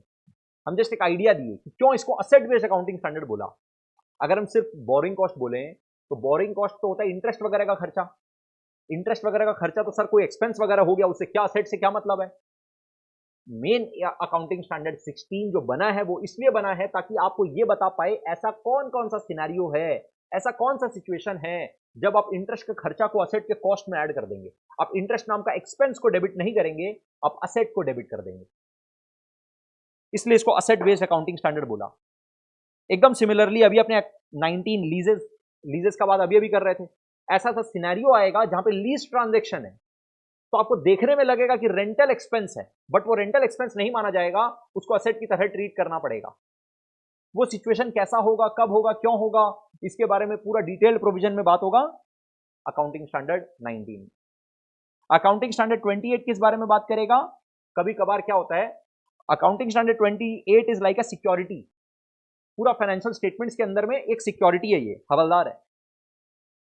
ये क्या काम करेगा? AS28 काम करेगा ये बताने का कि आपके असेट का कोई वैल्यू इतना ज्यादा नहीं दिख रहा हो जो उसके रिकवरेबल अमाउंट से भी एक्सीड कर रहा हो। असेट का वैल्यू को धरती पे लाने का काम करेगा। जबरदस्ती का बिजनेसमैन असेट का वैल्यू को बहुत बढ़ा के ना दिखा रहा हो तो वो इंपेयर करवाएगा। इंपेयरमेंट का मतलब असेट के वैल्यू में गिरावट करवाएगा। अगर जरूरत है असेट के वैल्यू को गिराने का जरूरत है तो असेट का वैल्यू गिरवाएगा आपसे। ये काम कौन करेगा? AS28। तो आपको सातों अकाउंटिंग स्टैंडर्ड, ये पूरा का पूरा असेट से रिलेटेड ही है। आपको नाम समझ में आया सातों अकाउंटिंग स्टैंडर्ड का कि एग्जैक्टली किस किस बारे में बात करने वाला है। सर देखिए 7 अकाउंटिंग स्टैंडर्ड है असेट से रिलेटेड। उसमें से AS2 स्टॉक के बारे में बात करता है। हम लोग बैलेंस शीट पूरा देख चुके हैं सर, हम लोग को क्लियर कट मालूम है। अकाउंटिंग स्टैंडर्ड 2 बात करेगा स्टॉक से रिलेटेड। अकाउंटिंग स्टैंडर्ड 10 बात करेगा टेंजिबल असेट से रिलेटेड, उसका नाम है property plant and equipment. Accounting standard 13 बात करेगा इन्वेस्टमेंट से रिलेटेड, और अकाउंटिंग स्टैंडर्ड 26 बात करेगा इनटेंजिबल असेट से रिलेटेड। उसके अलावा असेट रिलेटेड एएस और 3 है, उसमें अपने अलग अलग सिनेरियो समझेंगे। कब इंटरेस्ट कॉस्ट कैपिटलाइज होता है AS 16, कब आपका रेंट टाइप का कॉस्ट असेट माना जाता है अकाउंटिंग स्टैंडर्ड 19 लीजेस, और कब आपको असेट के वैल्यू को गिराने का जरूरत पड़ता है AS 28 इंपेयरमेंट ऑफ असेट्स नाम है। बात समझ में आया? ये सातों अकाउंटिंग स्टैंडर्ड। अब बात ये उठता है कि सर अभी तो आप सब कुछ कवर ही नहीं किए, ये लोन एंड एडवांसेस कहां गया, ये डेटर, ये बिल रिसीवेबल कहां जाएगा, cash, bank, prepaid expenses, accrued income, insurance claim receivable, ये सब कहां जाएगा? ये सब को लेकर के कोई स्पेसिफिक अकाउंटिंग स्टैंडर्ड नहीं है, कोई स्पेसिफिक अकाउंटिंग स्टैंडर्ड है ही नहीं। तो सर फिर ये लोग का ट्रीटमेंट कैसे होगा? अपने पास जो ये 27 अकाउंटिंग स्टैंडर्ड है ना, ये 27 अकाउंटिंग स्टैंडर्ड के पहले एक आता है चैप्टर फ्रेमवर्क। ये भी इंस्टीट्यूट ही रिलीज किया है, institute of chartered accountants of India ने रिलीज किया। पहले फ्रेमवर्क दिया और फिर 27 अकाउंटिंग स्टैंडर्ड दे दिया। वो फ्रेमवर्क क्या है? फ्रेमवर्क एक बाउंड्री है, कुछ बेसिक प्रिंसिपल्स है, कुछ बेसिक बात है जिसके बेसिस पर 27 अकाउंटिंग स्टैंडर्ड बना हुआ है। तो सारे अकाउंटिंग स्टैंडर्ड्स बहुत हद तक जो फ्रेमवर्क बोल रहा है उसको फॉलो करते हुए कुछ कॉम्प्लेक्स एरियाज को डील करते हैं, कॉम्प्लेक्स ट्रांजैक्शंस को डील करते हैं। अगर कोई ऐसा स्पेसिफिक बात है जिसके बारे में कोई अकाउंटिंग स्टैंडर्ड नहीं है तो कहां जाना पड़ेगा? फ्रेमवर्क के पास। तो सर इसका मतलब डेटर का अकाउंटिंग हम लोग कैसे कर रहे हैं, किसके बेसिस पे कर रहे हैं? कोई अकाउंटिंग स्टैंडर्ड है ही नहीं उसके बारे में, तो फ्रेमवर्क के पास जा रहे हैं।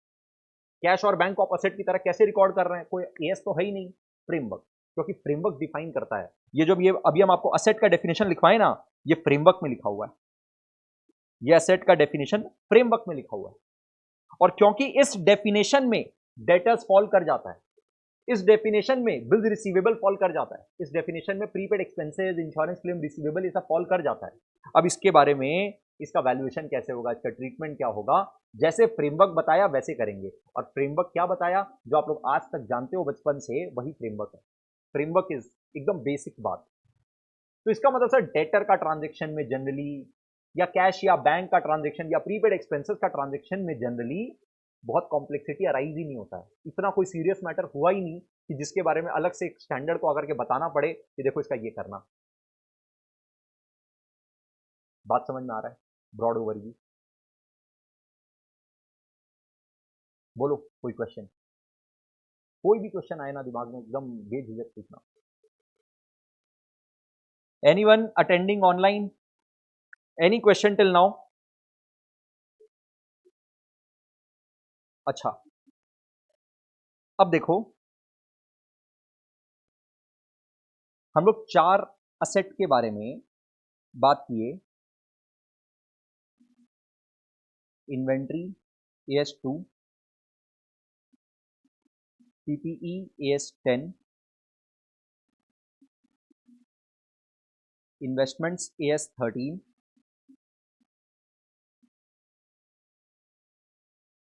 Intangible assets AS26।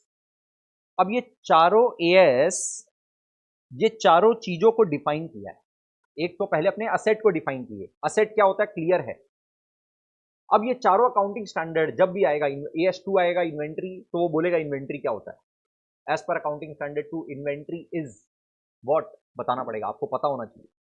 As per accounting standard 10 property plant and equipment is क्या, मालूम होना चाहिए। चारों को डिफ्रेंशिएट करना है। एक बार अभी आपका जो नेक्स्ट एक्सरसाइज है फॉर नेक्स्ट 5-10 मिनट्स वो ये है कि आप खुद से एक बार ट्राई करो, ये चारों में अगर डिफ्रेंशिएट करना पड़े, आपको कोई फॉर्मल वर्ड यूज नहीं करना है, फैंसी वर्ड यूज नहीं करना है, एकदम अपना नॉर्मल तरीके से सोचो और ये चारों चीज में एक दूसरे के साथ डिफ्रेंशिएट करने का कोशिश करो। चारों असेट है बट चारों में कुछ डिफरेंस है। अगर आपको डिफाइन करना पड़े तो आप क्या चीज अलग समझ रहे हो उसमें। इन्वेंट्री में क्या अलग है जो पीपी, इन्वेस्टमेंट या इंटेंजिबल असेट में नहीं है। क्या क्या वेरी करता है, कभी कम ज्यादा। तो अगर हम फर्नीचर खरीदे फिर बेच दिए तो ये कम ज्यादा नहीं होगा। विदाउट इन्वेंट्री बिजनेस नहीं कर सकते, बिना प्लांट एंड मशीनरी के कर सकते हैं। नहीं, प्लांट एंड मशीनरी नहीं होगा तो इन्वेंट्री बना ही नहीं पाएंगे। क्या आप क्या बोला,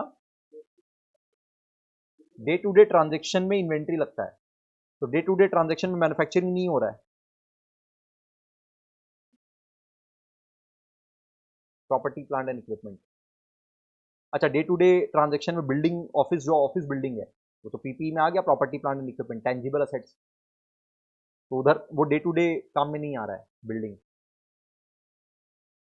आराम से, कोई प्रॉब्लम नहीं है, ट्राई करो, रॉन्ग होगा तभी समझ में आएगा कि हाँ क्या पॉइंट था, what was the point of difference between the four. PPE fixed asset है, इन्वेंट्री करंट असेट है। हाँ, पीपीई फिक्स्ड असेट है और इन्वेंट्री करंट असेट है, तो फिक्स्ड असेट और करंट असेट का डिफरेंस बता दो फिर। पीपी से इन्वेंट्री जनरेट हो रहा है, नहीं हम ट्रेडिंग ऑर्गेनाइजेशन है, ट्रेडिंग एंटिटी है, गुड्स खरीदते और बेचते हैं।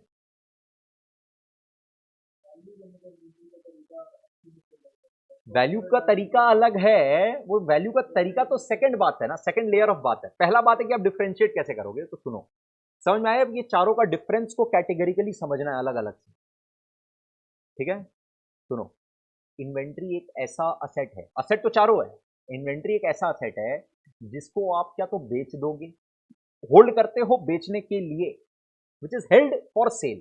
PP is not held for cell, hold करते हैं बेचने के लिए। क्या सर कभी बेच तो सकते हैं ना, बेच सकते हैं, इज अ सेपरेट बात, इज अ डिफरेंट बात। अगर सर आउटडेटेड हो गया, पुराना हो गया या खराब हो गया तो आपको रिप्लेस करना है, वो एक अलग बात है। आपका इंटेंशन उसका बेचने का नहीं है, आपका इंटेंशन कुछ और है। इन्वेंट्री एक ऐसा सेट है which is held for sale, PP is not held for sale, intangible asset is not held for sale. अब investment is not held for sale. अच्छा, अब क्वेश्चन ये आया कि सर क्यों, इन्वेस्टमेंट तो बेचने के लिए होल्ड करते हैं, इन्वेस्टमेंट तो बेचने के लिए होल्ड करते हैं। इन्वेस्टमेंट में थोड़ा सा डिफरेंस स्टोरी है, इन्वेस्टमेंट में अपने आएंगे। Investment is not held for cell in the ordinary course of the business, investment is not held for cell in the ordinary course of the business. Ordinary course of business क्या हुआ, अगर हम garments का business करते हैं तो हम garments खरीदते हैं बेचने के लिए, और गारमेंट्स का बिजनेस करते करते हम बहुत सारा पैसा जनरेट किए, तो अब हम कुछ शेयर्स खरीदना बेचना भी करते हैं। अगर आप बोलते हो कि नहीं सर हम तो दिन भर खरीदते हैं और दिन भर बेचते हैं, तो फिर वो भी आपका इन्वेंट्री हो गया। तब फिर आप उसका भी ट्रेडिंग पीएल अलग से बनाइए, उसका ओपनिंग स्टॉक, क्लोजिंग स्टॉक पूरा प्रॉपर उस तरह से दिखाइए, उसको इन्वेंट्री की तरह ट्रीट करिए।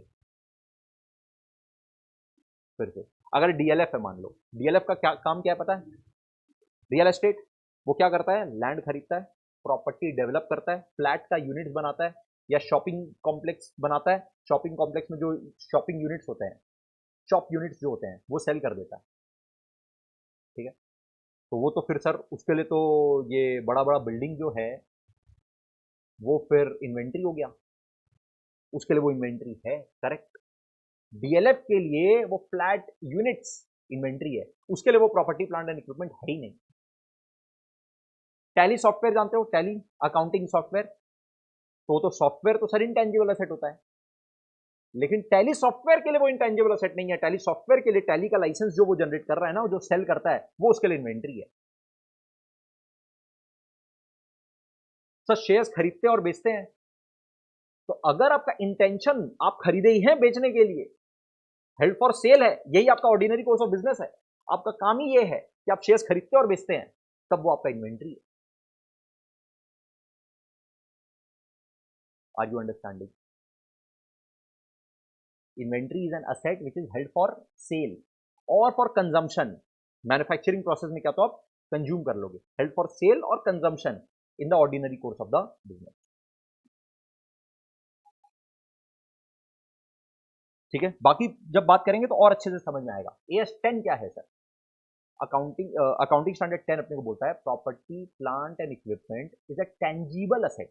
अब यहां पर वर्ड एक टेंजिबल ऐड हुआ, क्योंकि इनटेंजिबल के लिए एक सेपरेट एएस है।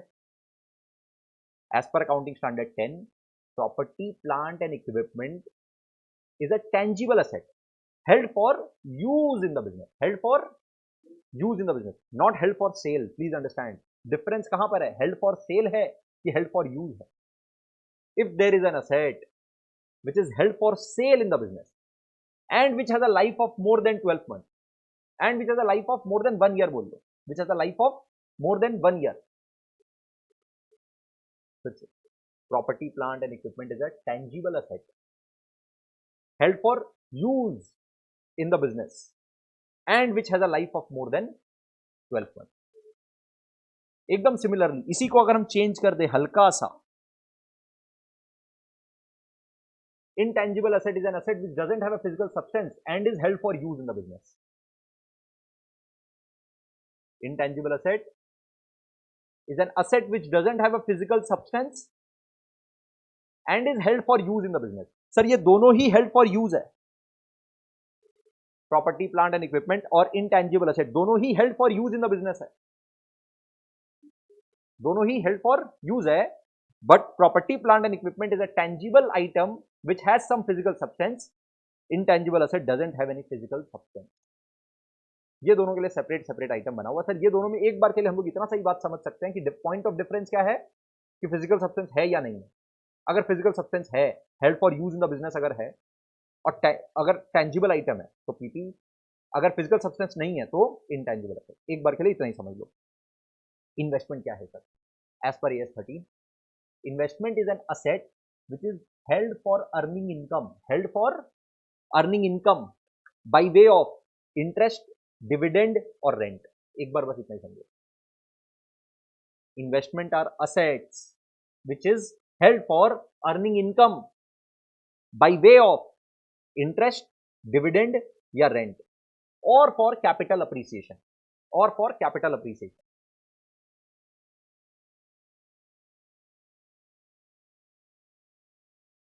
आप लोग ये चीज लिखना स्टार्ट करोगे। हम्म।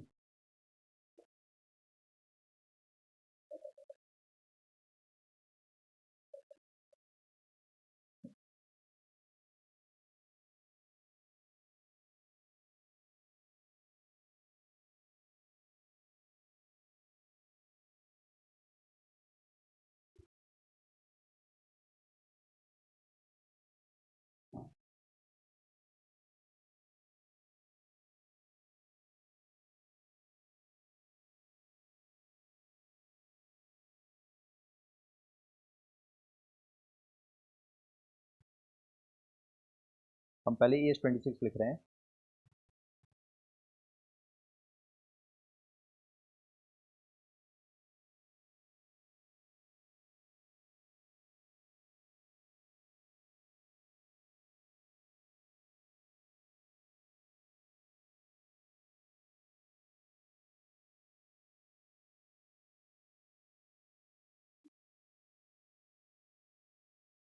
AS2 inventories, AS10 PPE, AS26 intangible assets, AS13 investments.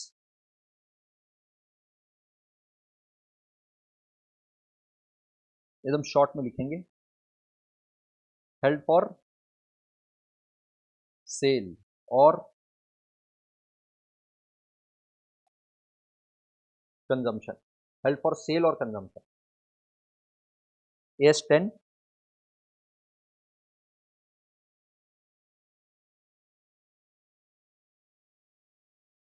tangible item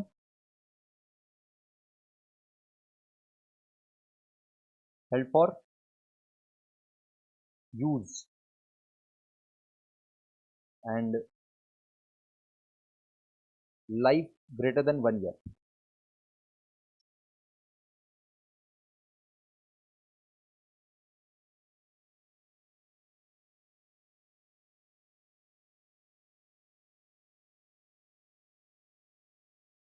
No physical substance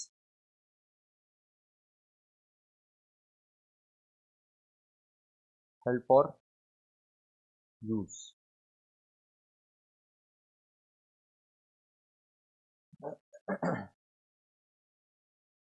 Held for earning income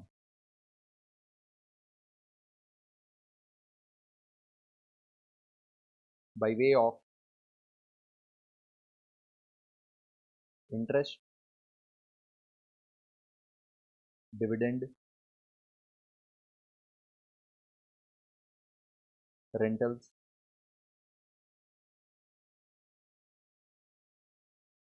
and for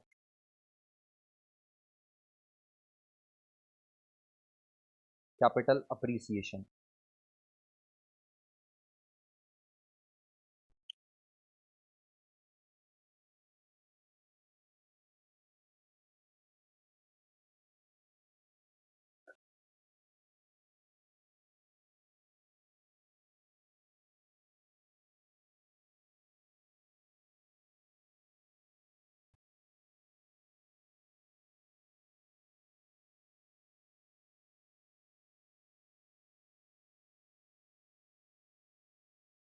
अगर ये चारों लिखना कंप्लीट है तो एक बार खुद से फटाफट रीड करो और बोलो एकदम क्लियर है क्या चारों में डिफरेंस, तो फिर हम क्वेश्चन पूछेंगे.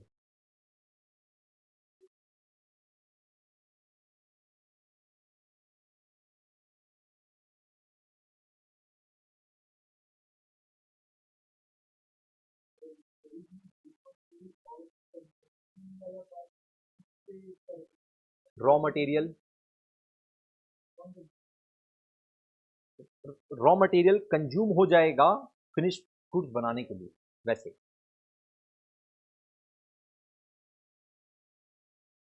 तो raw material is also your inventory.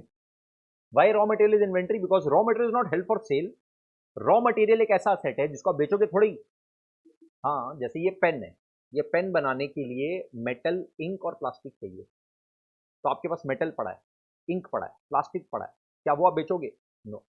पर वो कंज्यूम हो जाएगा to manufacture this pen. That consumable item is your inventory. That is also your asset. That is also inventory. जब अपने बचपन में देखो, इन्वेंट्री एक बड़ा टर्म है. उसके अंदर raw material, WIP, finish good, stock in trade, packing material, consumable items, stores and spares, loose tools, ये सब कुछ आ जाता है. राइट.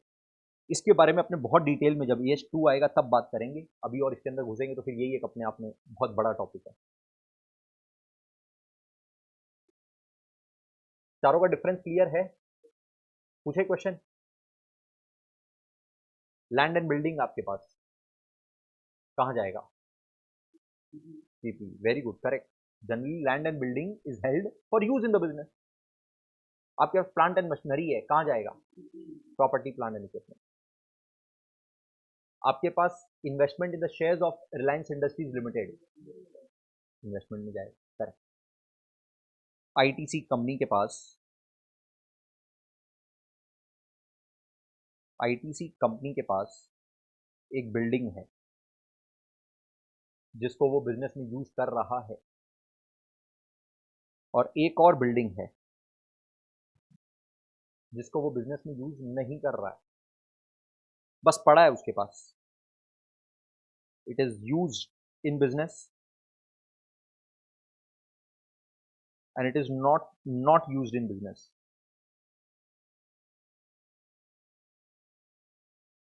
ये वाला बिल्डिंग तो आप बोले it is a building which is help for use in the business, तो ये तो पीपीई है सर, कोई भी डाउट नहीं है. I agree with you.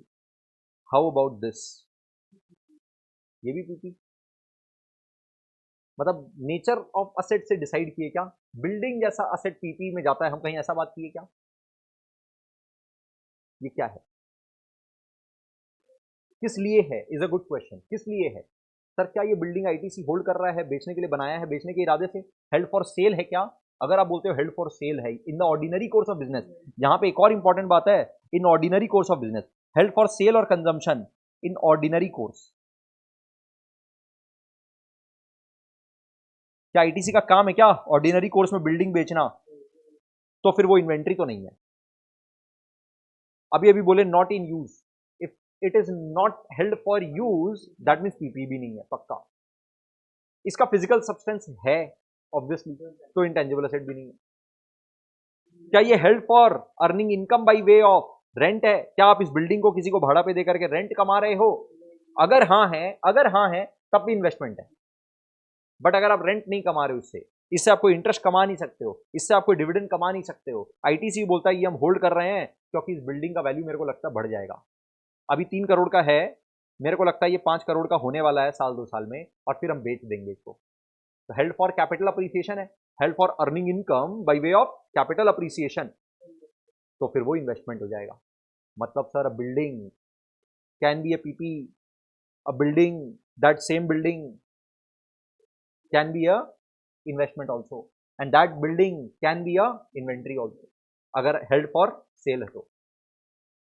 बात समझ में आ रहा है? आपको देखना पड़ेगा किस ऑब्जेक्टिव से होल्ड किया गया है वो असेट, उसके बेसिस पे ये डिसाइड होगा कि कौन से वाले अकाउंटिंग स्टैंडर्ड में ट्रीट करें इसको. क्लियर है बात? ठीक है सर, इसको छोड़ करके बाकी कोई असेट में इतना ज्यादा कॉम्प्लेक्सिटी? हाँ, इसका असेट वही, अगर अगर बिल्डिंग आपके पास है which is held for capital appreciation, तो फिर वो इन्वेस्टमेंट है. अच्छा, अब क्वेश्चन ये है कि सर मेरे पास एक बिल्डिंग पड़ा है, बस लेके रख दी, ऐसे मन नहीं कर रहा है कुछ करने का, ना उसमें काम करने का मन है और ना हम लोग का बेचने का इरादा है, बस होल्ड करते हैं. तो कुछ तो बोलना पड़ेगा. एज एन ऑडिटर आप क्लाइंट के यहाँ जाओगे और क्लाइंट के यहाँ जाकर के आप बोलोगे कि भाई मैनेजमेंट, ये बिल्डिंग किस बात पे, किस खुशी में होल्ड करके रखे हो, क्या कर रहे हो इस बिल्डिंग का? मैनेजमेंट बोलेगा देखो हम लोग यूज तो नहीं कर रहे हैं. बोला वो तो मेरे को दिख रहा है, हम लोग भी ऑडिट करने आते हैं तो आपके दूसरे वाले बिल्डिंग में आते हैं, उधर उधर कोई है ही नहीं, खाली पड़ा है पूरा बिल्डिंग, खाली पड़ा है पूरा बिल्डिंग, कुछ नहीं कर. तो सर कुछ कर नहीं रहे हैं, ना बेचने का इरादा है, तो फिर ये बिल्डिंग क्या है? तो आपको थोड़ा सा और क्वेश्चनिंग करना पड़ेगा क्लाइंट से और कंक्लूड करना पड़ेगा कि ये 4 में से कहां जाएगा. अगर आप बोलते हो नहीं सर ये चारों में कहीं फॉल नहीं करता है, चारों में कहीं फॉल नहीं करता, तो हो सकता है चारों नहीं है. ना तो इन्वेंट्री है, ना ये इन्वेस्टमेंट है, ना ये पीपी है, ना इंटेंजिबल एसेट, चारों ही नहीं है. तो फिर सर कहां जाएं? फ्रेमवर्क के पास जाओ, फ्रेमवर्क से पूछो क्या ये एसेट के डेफिनेशन में फॉल कर रहा है क्या? फ्रेमवर्क से पूछो. चलो सर इन्वेंट्री तो नहीं है, इन्वेस्टमेंट नहीं है, पीपी नहीं है, इंटेंजिबल एसेट नहीं है. Is it a resource which is controlled by ITC? Yes. It will generate future economic benefit? क्या? यस, बिकॉज इसको बेचोगे तो कुछ तो रियलाइज होगा. इट मे और मे नॉट है फिजिकल सब्सटेंस, ठीक है इसका फिजिकल सब्सटेंस, कोई फर्क नहीं पड़ता इस बात से. It includes right to receive, ये कोई राइट टू रिसीव नहीं है. इतना ही तक बात एनफ था, इतना ही तक का बात एनफ था. असेट तो है, ये असेट तो है, तो अब इसको असेट की तरह बैलेंस शीट में दिखाना पड़ेगा. सर लेकिन क्या क्या में ऐसा कि अगर आप बोल रहे हो चारों डेफिनेशन फेल कर गया तो वो चारों नहीं है, तो क्या चारों के अलावा कोई और असेट आया नहीं क्या? हम ये थोड़ी बोल रहे कि ये 4 ही असेट है जो बैलेंस शीट में आ सकता है. ये 4 के बारे में डिटेल में बात किया गया है. अगर ये 4 में कहीं फॉल कर जाता है, अगर ये 4 में कहीं फॉल कर जाता है तो उसके ऊपर एक बड़ा एएस है. अब आओ उस एएस के बारे में बात करें. बट अगर ये 4 में कहीं फॉल नहीं कर रहा है तो ठीक है, पूछो फ्रेमवर्क से, पूछो क्या असेट है. अगर आंसर मिला हाँ ये असेट है, तो ठीक है, बैलेंस शीट में फिर दूसरा असेट की तरह दिखा दो इसको, लाइक अ debtor, like any other asset, building बोल के दिखा दो, जो भी उसका नेचर है। अभी क्या होता था, जब आप प्रोप्राइटरशिप बिजनेस का बैलेंस शीट बनाते थे तो आपको नोमेनक्लेचर नहीं देना पड़ता था, क्लासिफिकेशन नहीं देना पड़ता था कि अभी हम इन्वेंट्रीज बता रहे हैं, अभी हम पीपीई का सारा आइटम्स बता रहे हैं, वो आप बाई नेचर बताते थे। अपना प्रैक्टिस ऐसा है कि अपने बैलेंस शीट में सबसे पहले लिख देते थे land and building, plant and machinery, furniture fixture, office equipment, patent, trademark, goodwill, investments, loans and advances, but ये डिवीजन, सब डिविजन वगैरह नहीं दिखाने का जरूरत पड़ता था। कंपनी फॉर्म ऑफ बिजनेस में कंपनीज एक्ट 2013 का शेड्यूल 3 है जो बोलता है कंपनियों को, सुनो कंपनी, तुमको फाइनेंशियल स्टेटमेंट ऐसे ही बनाना पड़ेगा जैसे हम बोल रहे हैं, तुम्हारा मनमानी नहीं चलेगा, जो फॉर्मेट हम बताए हैं उसी में बनाना पड़ेगा। तो उसमें वो लोग पूरा डिवीजन करवाएगा, अच्छे से प्रॉपरली क्लासिफाई करवाएगा। तो उसमें फिर आप उसको ये चारों में कहीं मत दिखाना, ना तो इन्वेंट्री में जाएगा, ना पीपी में जाएगा, ना इंटेंजिबल एसेट में जाएगा, ना इन्वेस्टमेंट में जाएगा, या अदर असेट्स में चला जाएगा। बात समझ रहे हो? अदर असेट्स में चला जाएगा, कोई बात नहीं है सर, फिर इसका वैल्यूएशन वगैरह फ्रेमवर्क के हिसाब से, बेसिक प्रिंसिपल, कोई इसमें कॉम्प्लेक्सिटी अराइज नहीं है। ये तो हुआ टेक्निकल बात। इन रियलिटी कोई भी ऐसे ही बिल्डिंग होल्ड नहीं करेगा, एज एन ऑडिटर आप नहीं मानोगे। क्यों नहीं मानोगे? क्यों सर, नहीं हो सकता है? नहीं हो सकता है, क्योंकि आईटीसी कंपनी का मैनेजमेंट जो है वो क्या करना है, उसका काम क्या है? आईटीसी कंपनी चलाना। आईटीसी कंपनी चलाना मतलब जो आईटीसी के शेयर होल्डर्स है उनको मैक्सिमम वेल्थ क्रिएट करके देना, राइट, वेल्थ मैक्सिमाइज करके देना। तो एज एन ऑडिटर तुम पूछोगे क्लाइंट को, क्यों भाई ये रिसोर्स नहीं है क्या, इसमें पैसा, ये 3 करोड़ इसका वैल्यू नहीं है क्या, ये क्या ऐसी पड़ा है, इसको अबेंडन करके रखो, क्यों इसको ठीक से यूज नहीं करोगे, ये ऐसी डिस्कार्डेड पड़ा है, मैनेज नहीं करना इसको, क्या रियल मोटिव है बताओ? तो वो बोलेगा कि अरे नहीं, हम लोग को ऐसा लग रहा है कि वहां पर ना अभी बगल में एयरपोर्ट बनने वाला है, उधर एक अच्छा होटल बन सकता है, तो हम लोग किसी को सेल कर देंगे, तब रियल बात सामने आएगा। And obviously it is help for capital appreciation. अगर अगर ये 3 में कहीं फॉल नहीं करा पाया है, ना पीपीई है, इन्वेंट्री भी नहीं है, इंटेंजिबल एसेट होने का तो सवाल ही नहीं है, तो फिर आप बाई डिफॉल्ट ही आप उसको ट्रीट करोगे as an investment. In practical बात बता रहे हैं, इन प्रैक्टिकली क्या करोगे आप? ऑब्वियस सा बात है कि you are holding it for capital appreciation. अगर वो बोलता है कि नहीं नहीं मेरा कोई ऐसा वैसे इरादा तो नहीं है, तो भी यू विल से कि नहीं, लेकिन बिल्डिंग का इन जनरल वहां पे प्राइसेस वगैरह बढ़ रहा है, एंड कहीं ना कहीं आपका भी शायद मोटिव वही है, आप खुल के बोल नहीं रहे हैं बात। हम लोग इसको इन्वेस्टमेंट प्रॉपर्टी की तरह ट्रीट करेंगे। बात समझ में आया? ठीक है, तो आज अपना basically introduction to asset based accounting standards हुआ। अपने नेक्स्ट क्लास में स्टार्ट करेंगे अकाउंटिंग स्टैंडर्ड 10।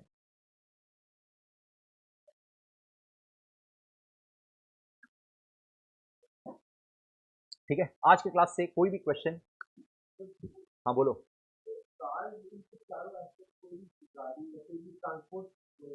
हाँ सर, ट्रांसपोर्ट व्हीकल कहाँ आएगा? प्रॉपर्टी प्लांट एंड इक्विपमेंट में। प्रॉपर्टी प्लांट एंड इक्विपमेंट अपने नेक्स्ट क्लास में स्टार्ट कर ही रहे हैं। सबसे इंटरेस्टिंग एएस है, one of the most interesting as, मजेदार एएस है। Tangible items held for use in the business. Use in the business, अब यूज इन द बिजनेस का ना स्कोप एएस 10 खुद बोलेगा बहुत बड़ा है। Use in the business for production of goods, और फॉर रेंडरिंग ऑफ सर्विसेज, और फॉर एडमिनिस्ट्रेटिव पर्पजेस। किसी भी यूज में, यूज का मतलब क्या हो सकता है? प्रोडक्शन ऑफ गुड्स के लिए यूज हो सकता है रेंडरिंग ऑफ सर्विसेज के लिए यूज हो सकता है फॉर एडमिनिस्ट्रेटिव पर्पज। अब मान लो आप ऑफिस में बैठे हो, ऑफिस में आपके पास प्रिंटर पड़ा हुआ है, लैपटॉप पड़ा हुआ है, प्रिंटर पड़ा हुआ है। अब वो प्रिंटर सर क्या चीज का है? Use in the business for administrative purposes. तो even this is a PP. Air conditioner लगा हुआ है, क्या वो गुड्स मैन्युफैक्चर करके दे रहा है?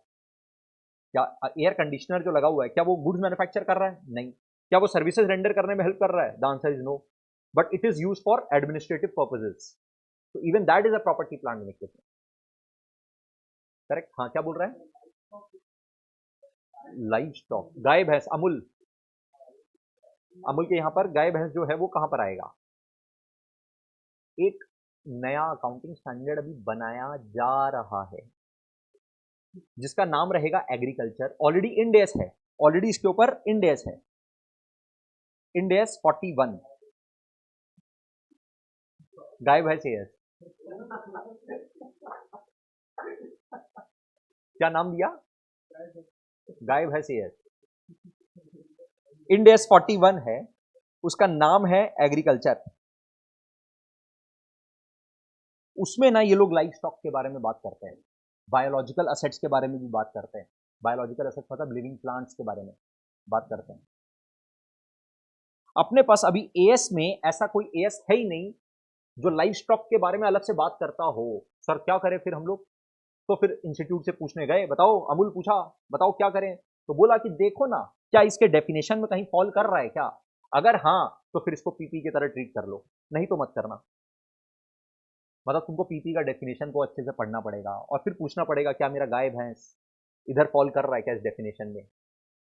अगर वो इस डेफिनेशन में फॉल कर पाया तो उसको पीपी ट्रीट कर लेना। सर अगर नहीं फॉल कर पाया तो? अरे भाई कोई जरूरी थोड़ी है चार में कहीं फॉल कराना ही है। अमूल गिल तो पीपी हो जाएगा। हाँ, आप बोलते हो कि नहीं सर भैंस is used in the business for production of milk, and जिस चीज का बिजनेस है, ठीक है, प्रोडक्शन ऑफ गुड्स हो गया, and it has a life of more than 1 year, तो आप पीपी की तरह ट्रीट कर लो उसको। अगर कोई ऐसा लाइफ स्टॉक है जिसका लाइफ लेस देन 1 ईयर है तो फिर आप उसको पीपी मत ट्रीट करना।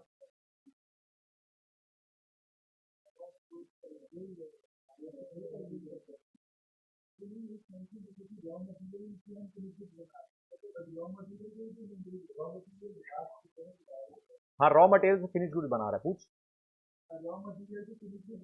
हाँ, फिनिश गुड्स इन्वेंट्री है, रॉ मटेरियल भी इन्वेंट्री है, और अरे भाई देख, चाय पत्ती इन्वेंट्री है, बना हुआ चाय भी इन्वेंट्री है, बनता हुआ चाय भी इन्वेंट्री है, मेटल प्लास्टिक इंक इन्वेंट्री है, बनता हुआ पेन भी इन्वेंट्री है, बना हुआ पेन भी इन्वेंट्री है। अब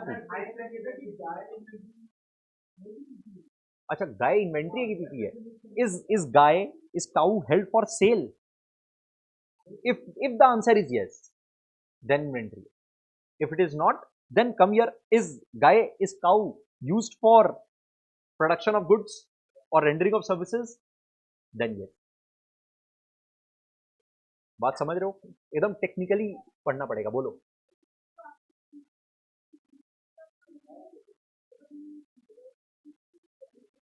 फिर से एक बार बोलो।